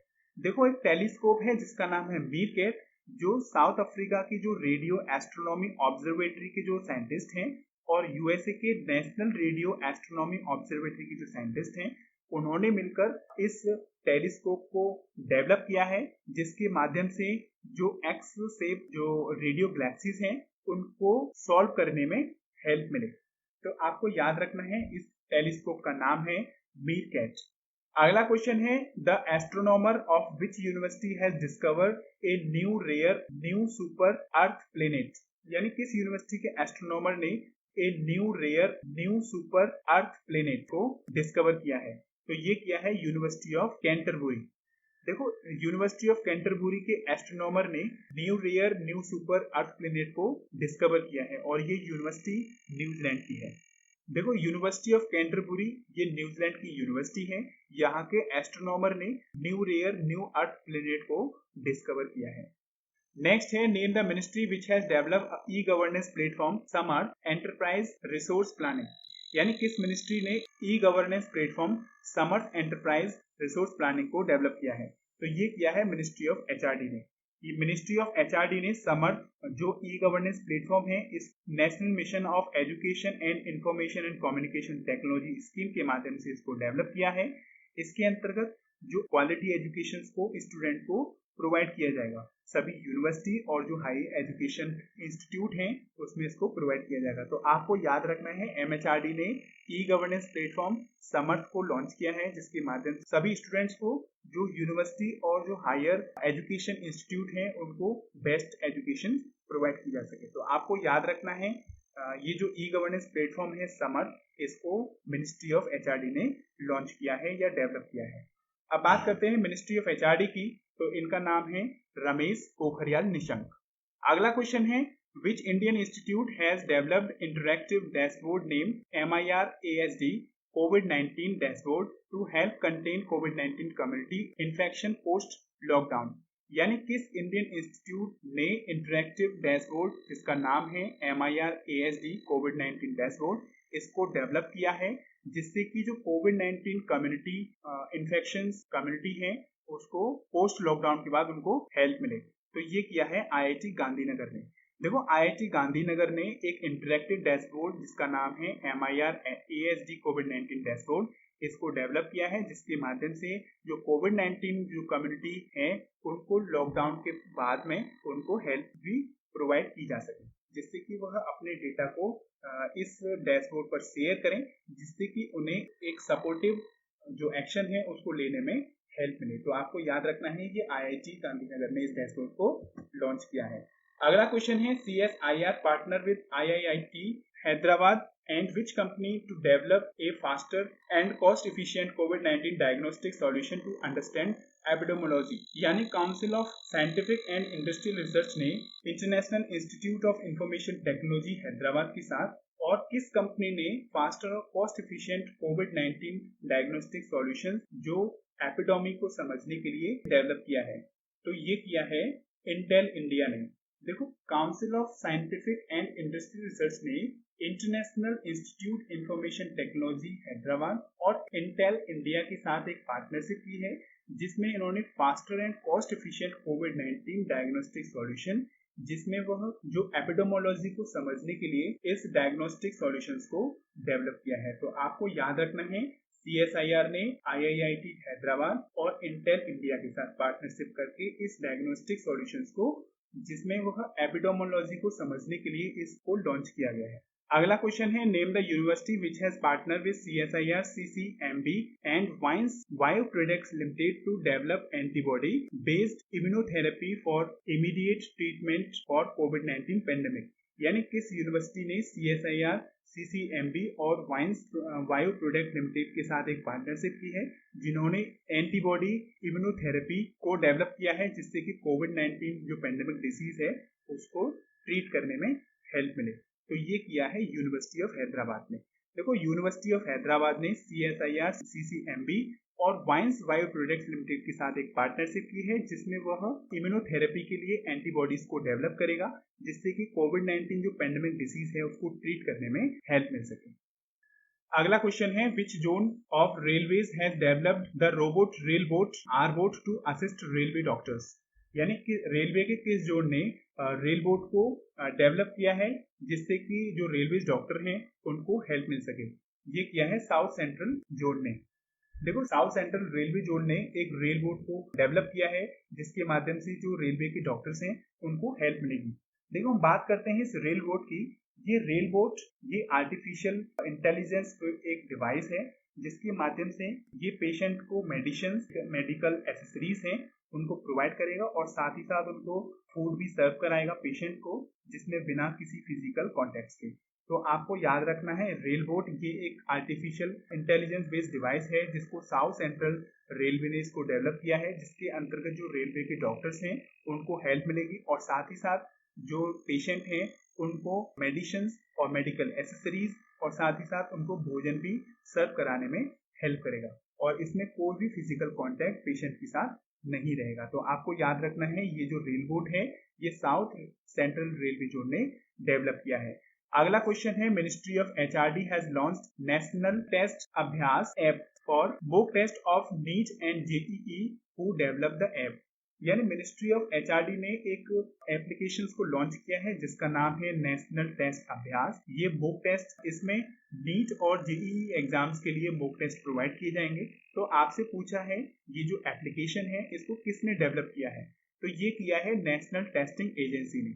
देखो, मिनिस्ट्री ऑफ HRD ने अभी हाल ही में एक एप्लीकेशन को लॉन्च किया है, जिसको डेवलप किया था नेशनल टेस्ट एजेंसी ने। इस एप्लीकेशन के माध्यम से नीट यानी कि नेशनल एलिजिबिलिटी एंट्रेंस टेस्ट और JEE एग्जाम्स के लिए मॉक टेस्ट प्रोवाइड करेगा। अब बात करते हैं हम नेशनल करंट अफेयर्स की, जिसमें पहला है ज्योग्राफिकल इंडिकेशन टैक्स। यानी कि जो मई मंथ में जो ज्योग्राफिकल इंडिकेशन दिए गए हैं, ये 4 प्रोडक्ट्स को दिए गए हैं, जिसमें एक झारखंड का प्रोडक्ट है जिसका नाम है सोहरी खोवर पेंटिंग। देखो, सोहरी खोवर पेंटिंग ये झारखंड की पेंटिंग है, इसके लिए इसे ज्योग्राफिकल इंडिकेशन दिया गया। ये एक ट्रेडिशनल और रिचुअलिस्टिक मुंडल आर्ट है, इसके लिए ज्योग्राफिकल इंडिकेशन दिया गया। और तेलंगाना का है टेरिया रूमाल क्लॉथ, इसको GI टैग मिला है। ये एक इंट्रिकेट हैंडमेड वर्क है जो कॉटन से इस रूमाल को बनाया जाता है, इसके लिए GI टैग मिला है। अगला है तमिलनाडु का तांजावुर नेटिव वर्क।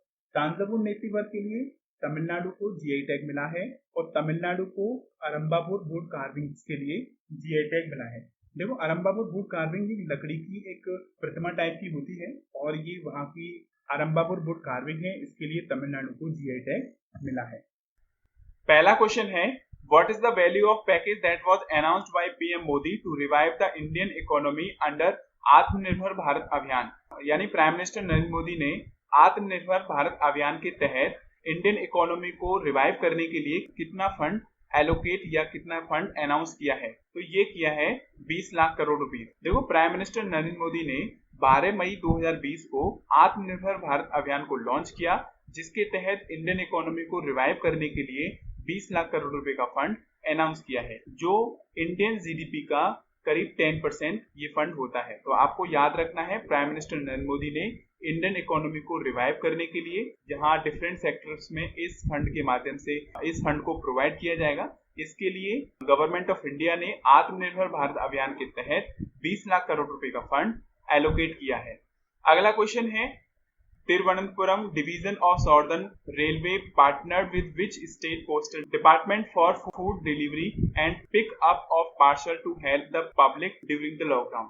यानी कि Thiruvananthapuram division of Southern Railway ने किस स्टेट पोस्टल डिपार्टमेंट के साथ एक पार्टनरशिप की है, जिसमें वह लॉकडाउन के दौरान पब्लिक को डोर स्टेप पार्सल्स को प्रोवाइड करेगा। तो ये किया है केरल ने। देखो, Thiruvananthapuram division of Southern Railway ने केरल स्टेट के साथ एक पार्टनरशिप की है, जिसके माध्यम से लॉकडाउन के अंतर्गत जो जनरल पब्लिक है उनको डोर स्टेप डिलीवरी और पार्सल भेजने में हेल्प करेगा।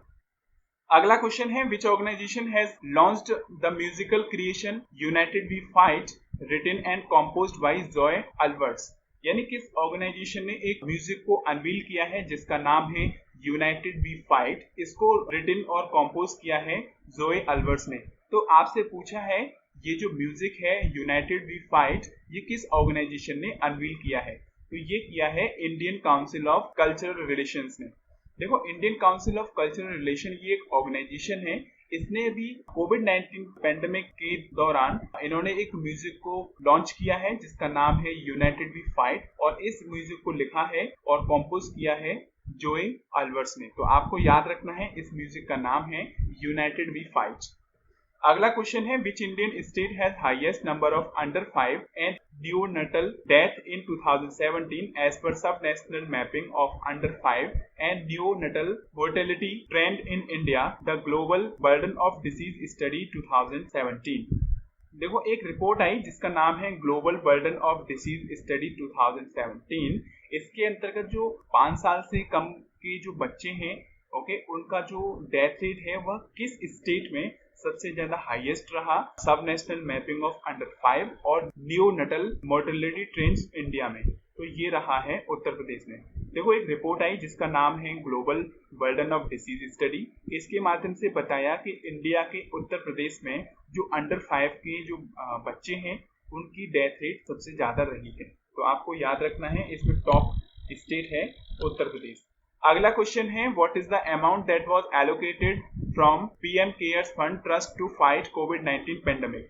यानी कि कोविड-19 पैंडेमिक से फाइट करने के लिए पीएम केयर्स फंड ने कितना फंड एलोकेट किया है? तो ये किया है 3100 करोड़। देखो, पीएम केयर्स फंड ये एक जो पैंडेमिक डिसीज आती है या जो प्राकृतिक आपदा है, तो उसके लिए इस फंड को बनाया गया मार्च 2020 में। इसके माध्यम से कोविड-19 जो पैंडेमिक डिसीज है उससे फाइट करने के लिए इस पीएम केयर्स फंड के माध्यम से 3100 करोड़ रुपीस का फंड एलोकेट किया है। अगला क्वेश्चन है, central government has set up a new body REPF to promote rice export under the aegis of agriculture and process food export promotion development authority. तो what does E represent in REPF? देखो, central government ने एक नई body बनाई है जिसका नाम है REPF, जिसके माध्यम से जो राइस का एक्सपोर्ट है उसको प्रमोट किया जाएगा। और ये जो बॉडी है ये agriculture and process food export promotion development authority के अंतर्गत काम करती है। तो आपसे पूछा है, ये जो नई बॉडी है REPF, इसके अंदर जो ई है ये क्या रिप्रेजेंट करता है? तो ये करता है एक्सपोर्ट। देखो, REPF की फुल फॉर्म होती है राइस एक्सपोर्ट प्रमोशन फोरम। इसको सेंट्रल गवर्नमेंट ने नई बॉडी के रूप में इसको बनाया है या सेटअप किया है, जो agriculture and process food export promotion और डेवलपमेंट अथॉरिटी के अंतर्गत आती है। तो इसमें जो ई है इसका फुल फॉर्म है एक्सपोर्ट। देखो, जो चावल की खेती है या जो चावल है उसको एक्सपोर्ट करने के लिए इस बॉडी को डेवलप किया है गवर्नमेंट ऑफ इंडिया ने। अगला क्वेश्चन है, what will be the criteria of micro units as per new definition set for MSME in terms of investment and turnover. देखो, MSME यानी माइक्रो स्मॉल मीडियम एंटरप्राइजेस के तहत में जो माइक्रो यूनिट है उसकी नई डेफिनेशंस बनाई गई है। तो इसमें आपसे पूछा है, जो माइक्रो यूनिट्स हैं इन्वेस्टमेंट और टर्नओवर के माध्यम से इनका क्राइटेरिया क्या है? तो ये है, यदि investment up to 1 crore rupees का है और turnover up to 5 crore rupees का है तो वह माइक्रो यूनिट्स में आती है। देखो, हम बात करते हैं MSME की, यानी कि माइक्रो स्मॉल मीडियम एंटरप्राइजेस की। जो माइक्रो है ये 1 करोड़ रुपए से कम या 1 करोड़ रुपए तक का जो इन्वेस्टमेंट है और जिसका टर्नओवर 5 करोड़ रुपए तक का है, तो वह माइक्रो यूनिट्स में आती हैं। और स्मॉल यूनिट्स की बात करें तो यहाँ पर 10 करोड़ रुपए तक का इन्वेस्टमेंट और साथ ही साथ 50 करोड़ रुपए का जो टर्नओवर है वह स्मॉल यूनिट्स में आती हैं। और मीडियम यूनिट्स की बात करें तो यहाँ 20 करोड़ रुपए का इन्वेस्टमेंट और 100 करोड़ रुपए का जो टर्नओवर है वह मीडियम एंटरप्राइजेस में आती हैं। तो आपको याद रखना है जो एमएसएमई जो एक्ट था 2006, इसमें अमेंडमेंट किया, जिसके माध्यम से जो एमएसएमई है इसकी नई डेफिनेशन बनाई गई, जिसके अंतर्गत जो माइक्रो यूनिट्स है वह इन्वेस्टमेंट 1 करोड़ रुपीस और इसका टर्नओवर 5 करोड़ रुपीस का है, तो वह माइक्रो यूनिट्स में काउंट किया जाएगा। अब बात करते हैं एमएसएमई की। तो एमएसएमई के मिनिस्टर हैं श्री नितिन गडकरी, जिनकी कॉन्स्टिट्यूएंसी है नागपुर, महाराष्ट्र में। अगला क्वेश्चन है the union territory Jammu and Kashmir and the state government of Haryana have plan to provide tap connection to supply water to all rural families by December 2022 under which mission. देखो, union territory Jammu and Kashmir और हरियाणा की state government ने मिलकर दिसंबर 2022 तक किस mission के अंतर्गत rural families को tap connections water supply provide करेगा? तो ये करेगा जल जीवन मिशन के अंतर्गत। देखो, जम्मू एंड कश्मीर ये एक यूनियन टेरिटरी है और हरियाणा ने 2022 दिसंबर तक जल जीवन मिशन के अंतर्गत जो रूरल फैमिलीज हैं उन सभी को tap connections water supply provide करेगा। तो आपको याद रखना है ये जो मिशन है जल जीवन मिशन, इसके अंतर्गत दिसंबर 2022 तक वाटर कनेक्शन सभी रूरल फैमिलीज को प्रोवाइड किए जाएंगे। अगला क्वेश्चन है finance minister Nirmala Sitharaman has announced how much amount of collateral free emergency credit line of MSME. यानी फाइनेंस मिनिस्टर निर्मला सीतारमन ने जो एमएसएमई सेक्टर है इसके लिए इमरजेंसी जो क्रेडिट लाइन है उसके लिए जो कोलेटरल फ्री जो लोन है वह कितना अमाउंट उसको अनाउंस किया है। तो ये किया है 3 लाख करोड़ रुपए। देखो, जो फाइनेंस मिनिस्टर है निर्मला सीतारमन, इन्होंने अभी अनाउंस किया है कि जो एमएसएमई सेक्टर है इसके लिए collateral free emergency credit line 3 lakh crore रुपए तक की प्रोवाइड की जाएगी। अगला क्वेश्चन है the EPF contribution is reduced for business and workers for 3 month to from the existing 12% to 10% for all establishment covered by EPFO. देखो, ईपीएफओ यानी कि एम्प्लॉय प्रोविडेंट फंड ऑर्गेनाइजेशन ने कोविड-19 के चलते जो बिजनेस हैं या जो वर्कर्स हैं उसमें जो बिजनेस कंट्रीब्यूशन होता है 12%, जो एग्जिस्टिंग कंट्रीब्यूशन है 12%, उसको 12% से घटाकर कितना किया है? तो ये किया है 10%। देखो, किसी भी बिजनेस या किसी भी ऑर्गेनाइजेशन में जब एम्प्लॉयर का एम्प्लॉयज के लिए 12% का ईपीएफ में जो कंट्रीब्यूशन होता है उसको कोविड-19 लॉकडाउन के चलते उसमें 2% की कमी की गई है। तो आपको याद रखना है ईपीएफओ के माध्यम से जो बिजनेस है या जो एम्प्लॉयर है उसका 12% से घटाकर 10% का कंट्रीब्यूशन किया है। अगला क्वेश्चन है name the ministry which has introduced a new scheme interest subvention on working capital loan for dairy sector for supporting dairy cooperative and farmer producer organisation. यानी किस मिनिस्ट्री ने एक न्यू स्कीम लॉन्च की है जिसका नाम है interest subvention on working capital loan for dairy sector. इसके माध्यम से जो डेयरी कोऑपरेटिव्स और जो फार्मर प्रोड्यूसर ऑर्गेनाइजेशन है उनको सपोर्ट किया जाएगा। तो ये किया है ministry of fisheries, animal husbandry and dairying ने। देखो, ministry of fisheries, animal husbandry and dairying ने एक नई स्कीम को इंट्रोड्यूस किया है जिसका नाम है interest subvention on working capital loan for dairy sector. यानी जो डेयरी सेक्टर है वहां पर उनके वर्किंग कैपिटल लोन्स के लिए जो इंटरेस्ट है उस पर सब्सिडी प्रोवाइड की जाएगी, जिसके माध्यम से जो डेयरी कोऑपरेटिव्स हैं और जो फार्मर प्रोड्यूसर ऑर्गेनाइजेशन है उनको सपोर्ट मिलेगा। तो आपको याद रखना है ये ministry of fisheries, animal husbandry and dairying ने लॉन्च किया है। अगला क्वेश्चन है नेम द कोविड-19 testing machine which has dedicated by the union health and family welfare minister Harshvardhan to the nation recently. देखो, अभी हाल ही में जो हेल्थ मिनिस्टर और फैमिली वेलफेयर मिनिस्टर हैं डॉक्टर हर्षवर्धन, उन्होंने कोविड-19 टेस्टिंग मशीन को इंडिया के लिए डेडिकेट किया है। तो आपसे पूछा है जो कोविड-19 टेस्टिंग मशीन है उसका नाम क्या है? तो उसका नाम है कोवास 6800। Union health and family welfare minister doctor Harshvardhan ने इंडिया को एक कोविड-19 टेस्टिंग मशीन को डेडिकेट किया है जिसका नाम है कोवास 6800। इसके माध्यम से कोविड-19 जो पेंडेमिक डिसीज है उसको ट्रीट करने में या उसको आइडेंटिफाई करने में इस टेस्टिंग मशीन है इसकी हेल्प ली जाएगी। अगला क्वेश्चन है, the central government has declared the one nation one ration card system completely to roll out in all union territories and states from dash. यानी सेंट्रल गवर्नमेंट ने one nation one ration card को सभी union territory और state के लिए कब से लागू किया जाएगा? तो ये किया जाएगा मार्च 2021 से। यानी कि मार्च 2021 में one nation one ration card को कंप्लीटली सभी यूनियन टेरिटरीज और स्टेट में गवर्नमेंट ऑफ इंडिया के माध्यम से डिक्लेयर किया जाएगा। यानी कि 2021 मार्च में जो one nation one ration card है इस सिस्टम को लागू किया जाएगा, जिसके माध्यम से जो राशन कार्ड होल्डर हैं वह कहीं से भी अपना राशन ले सकते हैं। अगला क्वेश्चन है, the government has announced to provide interest submission of %, for promote page for a period of 12 month for Shishu Mudra loanees. देखो, गवर्नमेंट ऑफ इंडिया ने जो मुद्रा लोन्स के अंतर्गत जो शिशु जो कैटेगरी है इसके अंतर्गत 12 महीने का जो लोन लेते हैं पेज, उनको इंटरेस्ट पर सब्सिडी प्रोवाइड की जाएगी। तो आपसे पूछा है जो इंटरेस्ट सबमिशन है वह कितना % प्रोवाइड किया जाएगा? तो ये किया जाएगा 2%।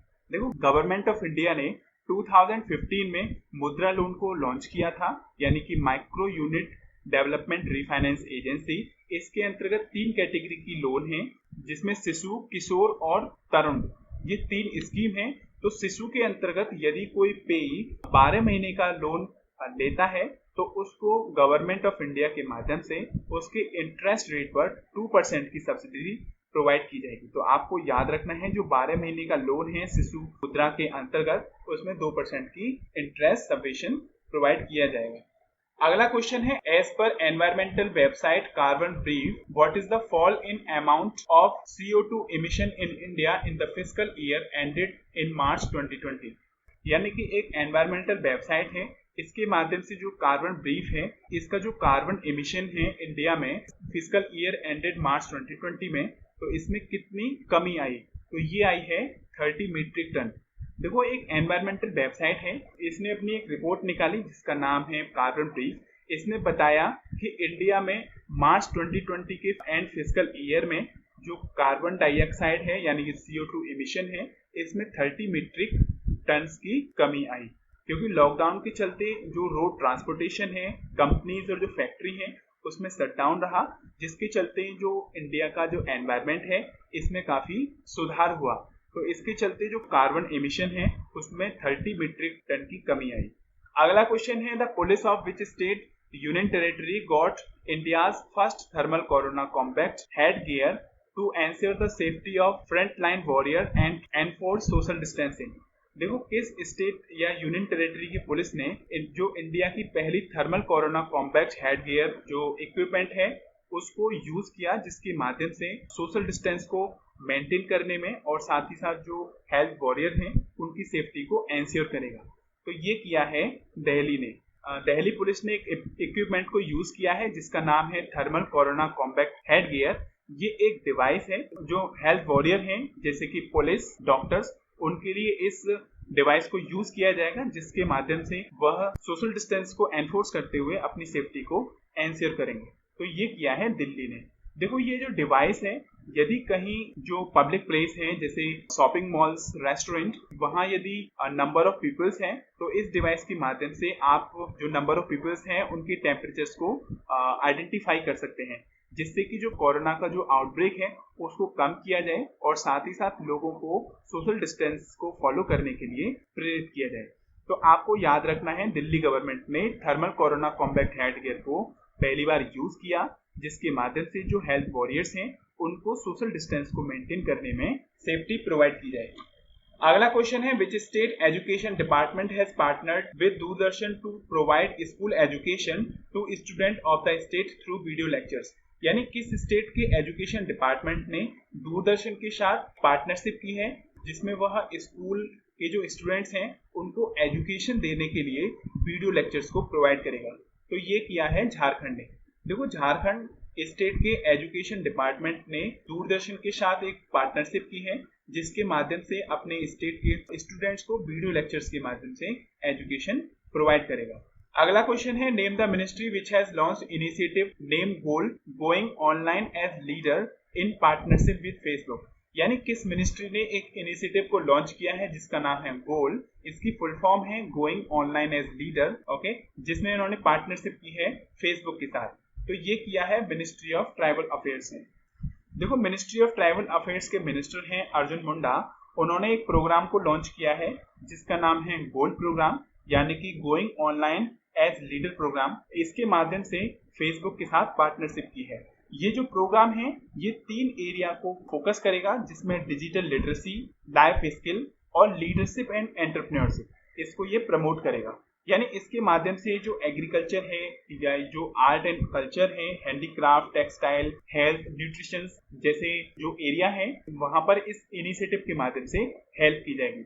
अगला क्वेश्चन है government has approved the modification of detail project report of multipurpose project at Jammu and Kashmir on the river is tributary of which river.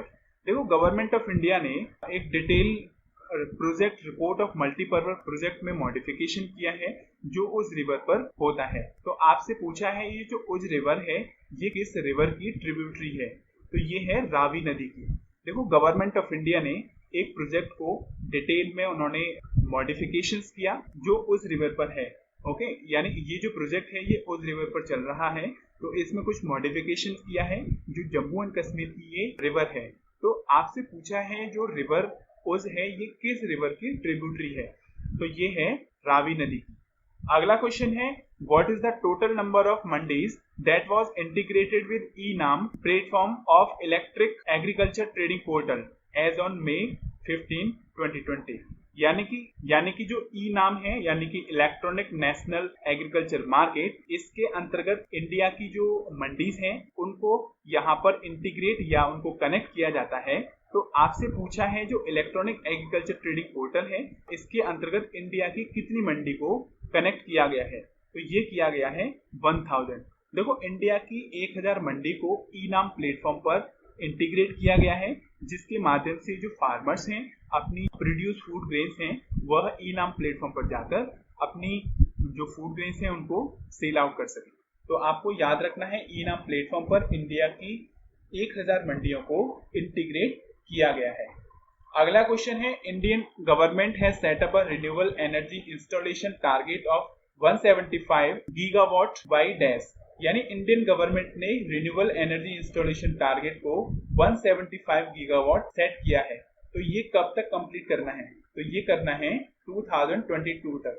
देखो इंडियन गवर्नमेंट ने रिन्यूएबल एनर्जी इंस्टॉलेशन का टारगेट बनाया है 175 गीगावाट और इस टारगेट को complete करने के लिए जो डेडलाइन है ये 2022 है। तो आपको याद रखना है 2022।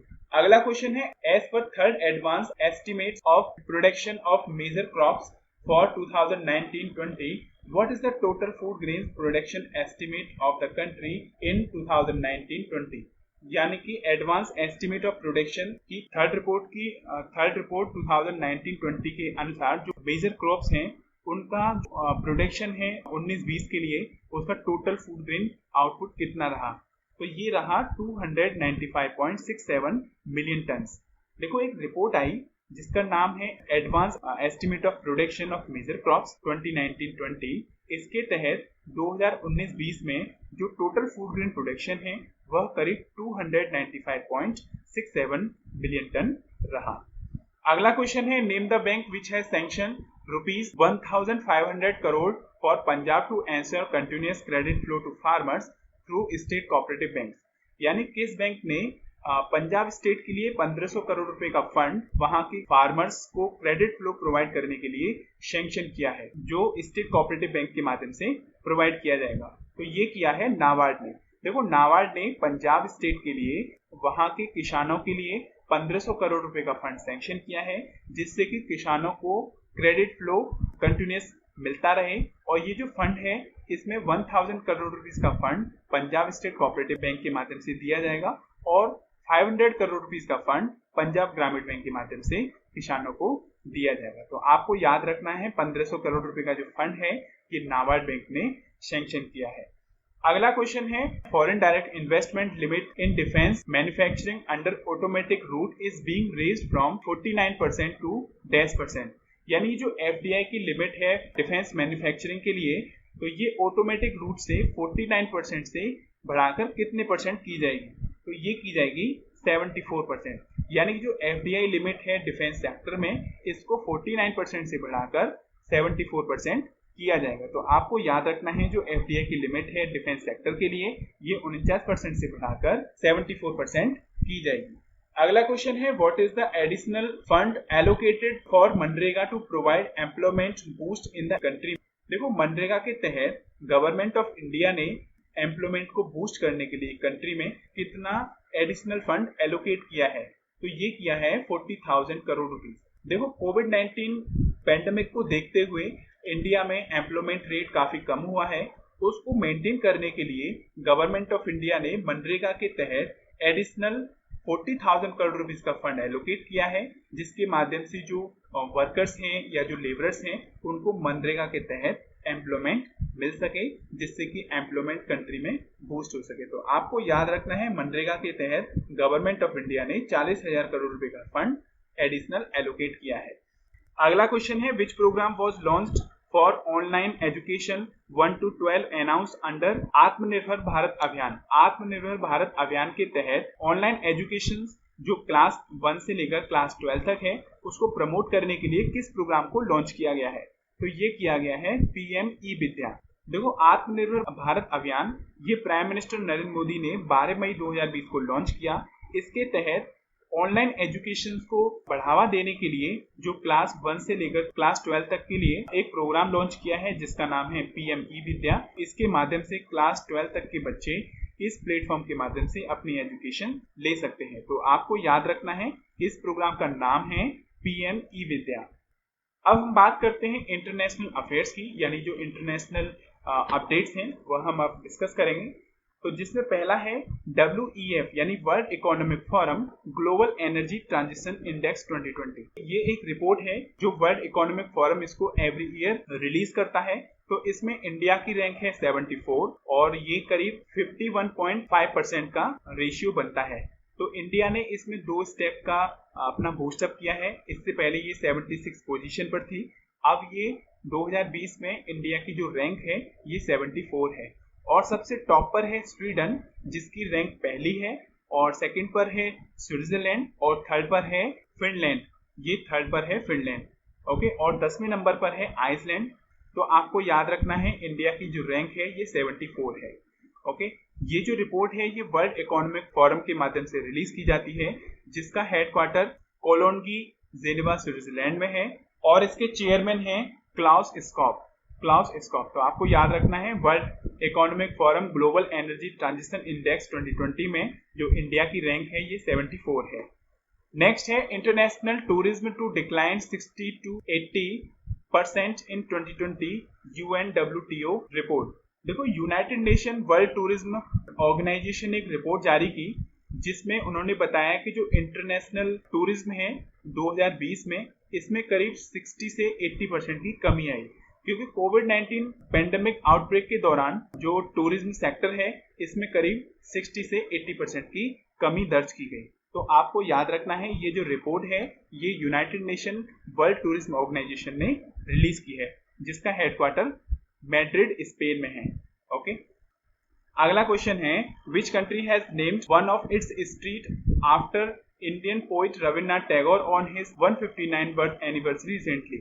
देखो, किस कंट्री ने अपनी स्ट्रीट का नाम इंडियन पोइट रविन्द्रनाथ टैगोर के नाम पर रखा है जब इनकी 159वीं बर्थ एनिवर्सरी मनाई गई। तो आपसे पूछा है किस कंट्री ने अपनी स्ट्रीट का नाम रखा है, तो ये रखा है इजराइल ने।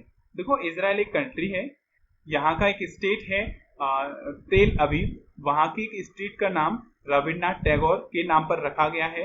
इनकी 159वीं जो बर्थ एनिवर्सरी मनाई गई 7 मई 2020 को, जब यहाँ पर स्ट्रीट का नाम रविन्द्रनाथ टैगोर रखा गया। अब हम बात करते हैं रविन्द्रनाथ टैगोर की। देखो, रविन्द्रनाथ टैगोर का जन्म 7 मई 1861 को हुआ था। ओके, ये एक इंडियन पोइट हैं और इन्होंने नेशनल एंथम के भी राइटर हैं, यानी कि जो इंडियन नेशनल एंथम है वह इसके राइटर हैं, और इनकी डेथ 7 अगस्त 1941 में हुई। तो आपको याद रखना है रविन्द्रनाथ टैगोर के नाम पर इजराइल के एक स्टेट तेल अवीव में वहां की स्ट्रीट का नाम रविन्द्रनाथ टैगोर रखा गया है। अब बात करते हैं इजराइल की, तो यहाँ की कैपिटल है जेरूशलम और यहाँ के प्राइम मिनिस्टर हैं बेंजामिन नेतन्याहू। अगला क्वेश्चन है, name the country which has developed I feel you an intelligent bracelet which will help users respect social distancing rule. यानी किस कंट्री ने एक इंटेलिजेंट ब्रेसलेट को बनाया है जिसका नाम है आई फील यू, जिसके माध्यम से यूजर को सोशल डिस्टेंसिंग के जो रूल हैं उसको फॉलो करने में हेल्प मिलेगी। तो ये किया है इटली ने। देखो इटली ने एक इंटेलिजेंट ब्रेसलेट बनाया है जिसको पहनने के बाद इसका नाम दिया है आई फील यू। इसको पहनने के बाद जो यूजर है वह सोशल डिस्टेंसिंग के जो रूल्स हैं उनको फॉलो करेगा, क्योंकि कोविड-19 के दौरान सोशल डिस्टेंस यानी कि जो फिजिकल डिस्टेंस है उसको फॉलो करना बहुत मैंडेटरी है, जिससे कि आप कोविड-19 के जो आउटब्रेक है उससे अपना बचाव कर सकेंगे। इसके लिए इटली ने इंटेलिजेंट ब्रेसलेट को बनाया है जिसका नाम है आई फील यू, जिसके माध्यम से जो यूजर है वह सोशल डिस्टेंसिंग के जो रूल्स हैं उनको फॉलो करेगा। तो फ्रेंड्स यही थे कुछ करंट अफेयर क्वेश्चंस 14 मई से 21 मई 2020 के। मुझे उम्मीद है यह वीडियो आपको बहुत पसंद आया होगा।